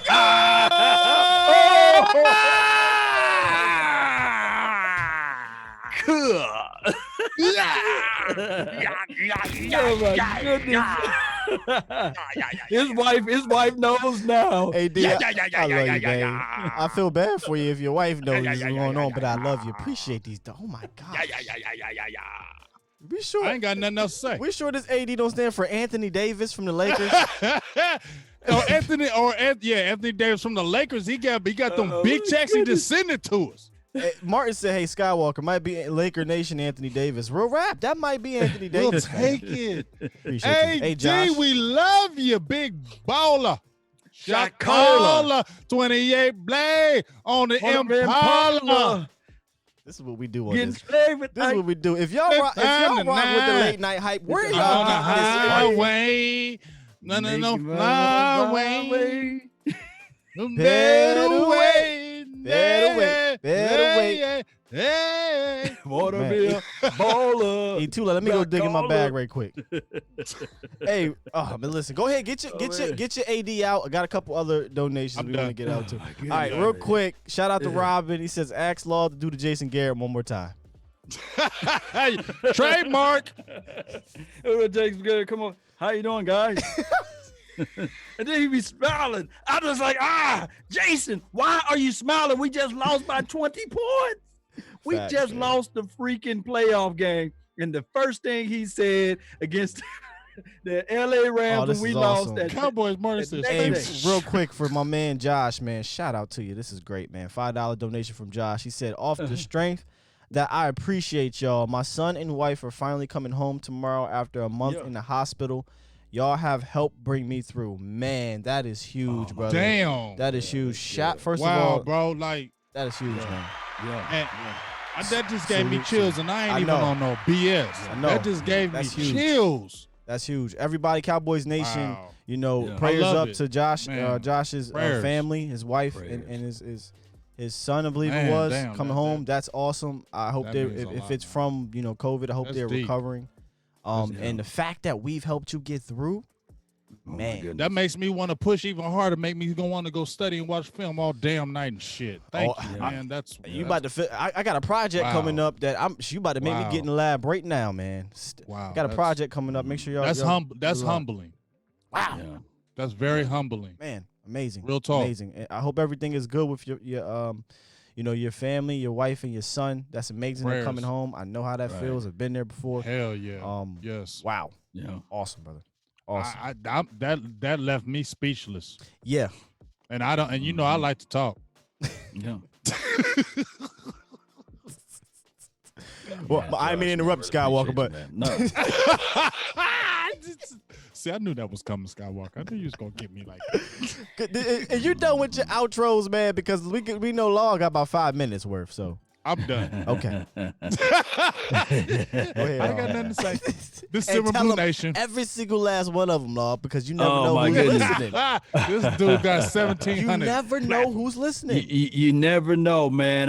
But I really appreciate everybody, man. You can find me on Facebook, Instagram, MySpace, Black Planet. I'm just playing with that. Twitter and Twitch. Oh, I thought it was for real. Just type in LAWS Nation. You should see my name, a face or logo, as well as I'm on Roku TV, LAW Nation TV. So when you pull that up, you'll see that on the Fire Stick as well as the TV. So this episode will be on your Fire Stick TV. Yes, so and I've watched it. Yeah, don't it look crisp It look on that crisp. thing? Crispy. I got the Fire Stick. So that's all I watched. And Law Nation is like the third in my little thing because I be clicking on it like, let me just live that. What it look like on the TV? And it looked good. And remember, you're listening to nothing. All of that stuff. And remember. I know people don't like commercials and things like that. That do help support the channel. But when you're watching it on the Fire Stick TV, do you see any commercials pop up? No commercials. Nope. So that's a good way to support the nation there. Commercial free, Fire Stick TV, Law Nation TV. All of our stuff is there, man. I really appreciate everybody for tuning in. Also, to support the nation, of course, the link will be in the description box. Just hit up those spots, man. We on what it is, PayPal, Cash App, man, beyond. But I really appreciate you, and shout out to you again for all of those who watched watched this channel and gave the donation. Really appreciate you guys for your love and adulations. That's been my time. I want to say one last thing. Cowboys Marty said, breaking news: AD paid for the new Corona stimulus package. Yo, man, I really appreciate. I say it all the time, man. We got some funny ass man. fans, yo. I freaking love you. I told you we gonna do a segment where we let them just rip on us. That's cool. But I'm worried because when I smile my teeth, I know they're gonna get me. I know they get me all the time. They say, get me with my teeth. They came, man. What was they saying about me last time about your hairline? 8th grade locker room. They talk about going thinning out. I know they're gonna tear up my teeth. They're gonna get at my teeth. Oh, real they're gonna quick. say I look like Dave Chappelle. Shout out to B-Bird. But I will say this though. Go ahead. All of this stuff that you guys looking at, this beautiful production, I don't think that none of us making $10 million like Stephen A. Smith. And I'm not trying to count that man's paper. I think none of us making the Skip Baylesses and the Shay Sharps money-wise, remuneration for the nationwide. Nevertheless, we are bringing you guys raw, real, uncut, unfiltered, real true questionings out here, and we're not sugarcoating anything. And there's no hidden agenda or narrative that we try to fixate and put out there to the nation to hear. All we doing is putting out what's on our mind and our mental, the way you guys really want it, you see. So I love the fact that you guys are able to tune into this show and help elevate this thing, because right now, what we had close to 500-600 people in here. No, we had 800, close to 900, I believe. 900 people in here collectively watching on all of these platforms. Yeah. Look, I know that people are missing out because I know that it could be 4,000 people watching right about now. They just don't know where to go. Know about it yet. So y'all share this thing. That's the best thing you guys can do for the nation is hit that share button. There's a thumb up button. Press it. Press it so much that it breaks on the computer screen. Just keep pressing it, because when you guys like that thing, it does something weird, you see. It does. So let's continue to grind. Let's continue to grow. Go ahead, man. I love you, Law. Sheila said, I start preaching over here. Sheila said, you guys have great chemistry with each other. It was great. Keep up the good work. Yeah, man. We family, bro. Yeah. We family. I forgot. Shout out to all of my Facebook people over here, man. Tobe always makes sure we don't forget about him. Toby. Tony. I love some Toby. Yeah. Appreciate you, Tony. Hey, B Bird with the $10 donation. He said, "I'm waiting on that Zoom, Sky." Yeah. So my members, I'm trying to figure out how I want to do it, but we are going to be doing member only Zoom chats where we just all get in there and we just chat it up about the Cowboys, man. No filter. It's not live. It's just us just chatting it up. All right. So I'll get that. Y'all stay tuned. And Law is a genius. Came up with something for the members. I can't be too specific because I ain't trying to have the Illuminati, the YouTube Illuminati. But I'm telling you, come season's time, y'all ain't ready for this. Oh my gosh, we're gonna play the song like y'all ready for this. I'm gonna say, come season's time, make sure you a member somewhere on these channels, because it's gonna be popping during the games for these watch parties. You will be watching what we're doing. See what I did there? Oh, yeah. See what I did there? So shout out to you, Dan Lee says, you are better than those idiots. Y'all don't have to push narratives and based on ratings and profits. Exactly. There it is. Yep. We don't do none of that race-based Hey, stuff, Cowboys none of that Marty, stuff. I ain't beefing with Jesse. I love Jesse. He said me and him were going to be going at it because he opinion. Yeah, hey, I got it. He's going to be backstage pass for my members, so I got to be nice. He in there tomorrow. So yeah, y'all, before we head out, Jesse Holly is in tomorrow. I believe the big game's at 8 o'clock Eastern, 7 Central.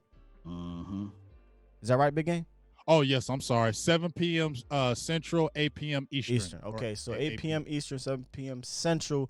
Jesse Holly, host of the Hanging with the Boys podcast on DallasCowboys.com, former player for the Dallas Cowboys who caught that miraculous almost touchdown pass in overtime against the Niners. He will be in the building tomorrow. So right after Jeff Cavanaugh, and y'all know how Jesse is.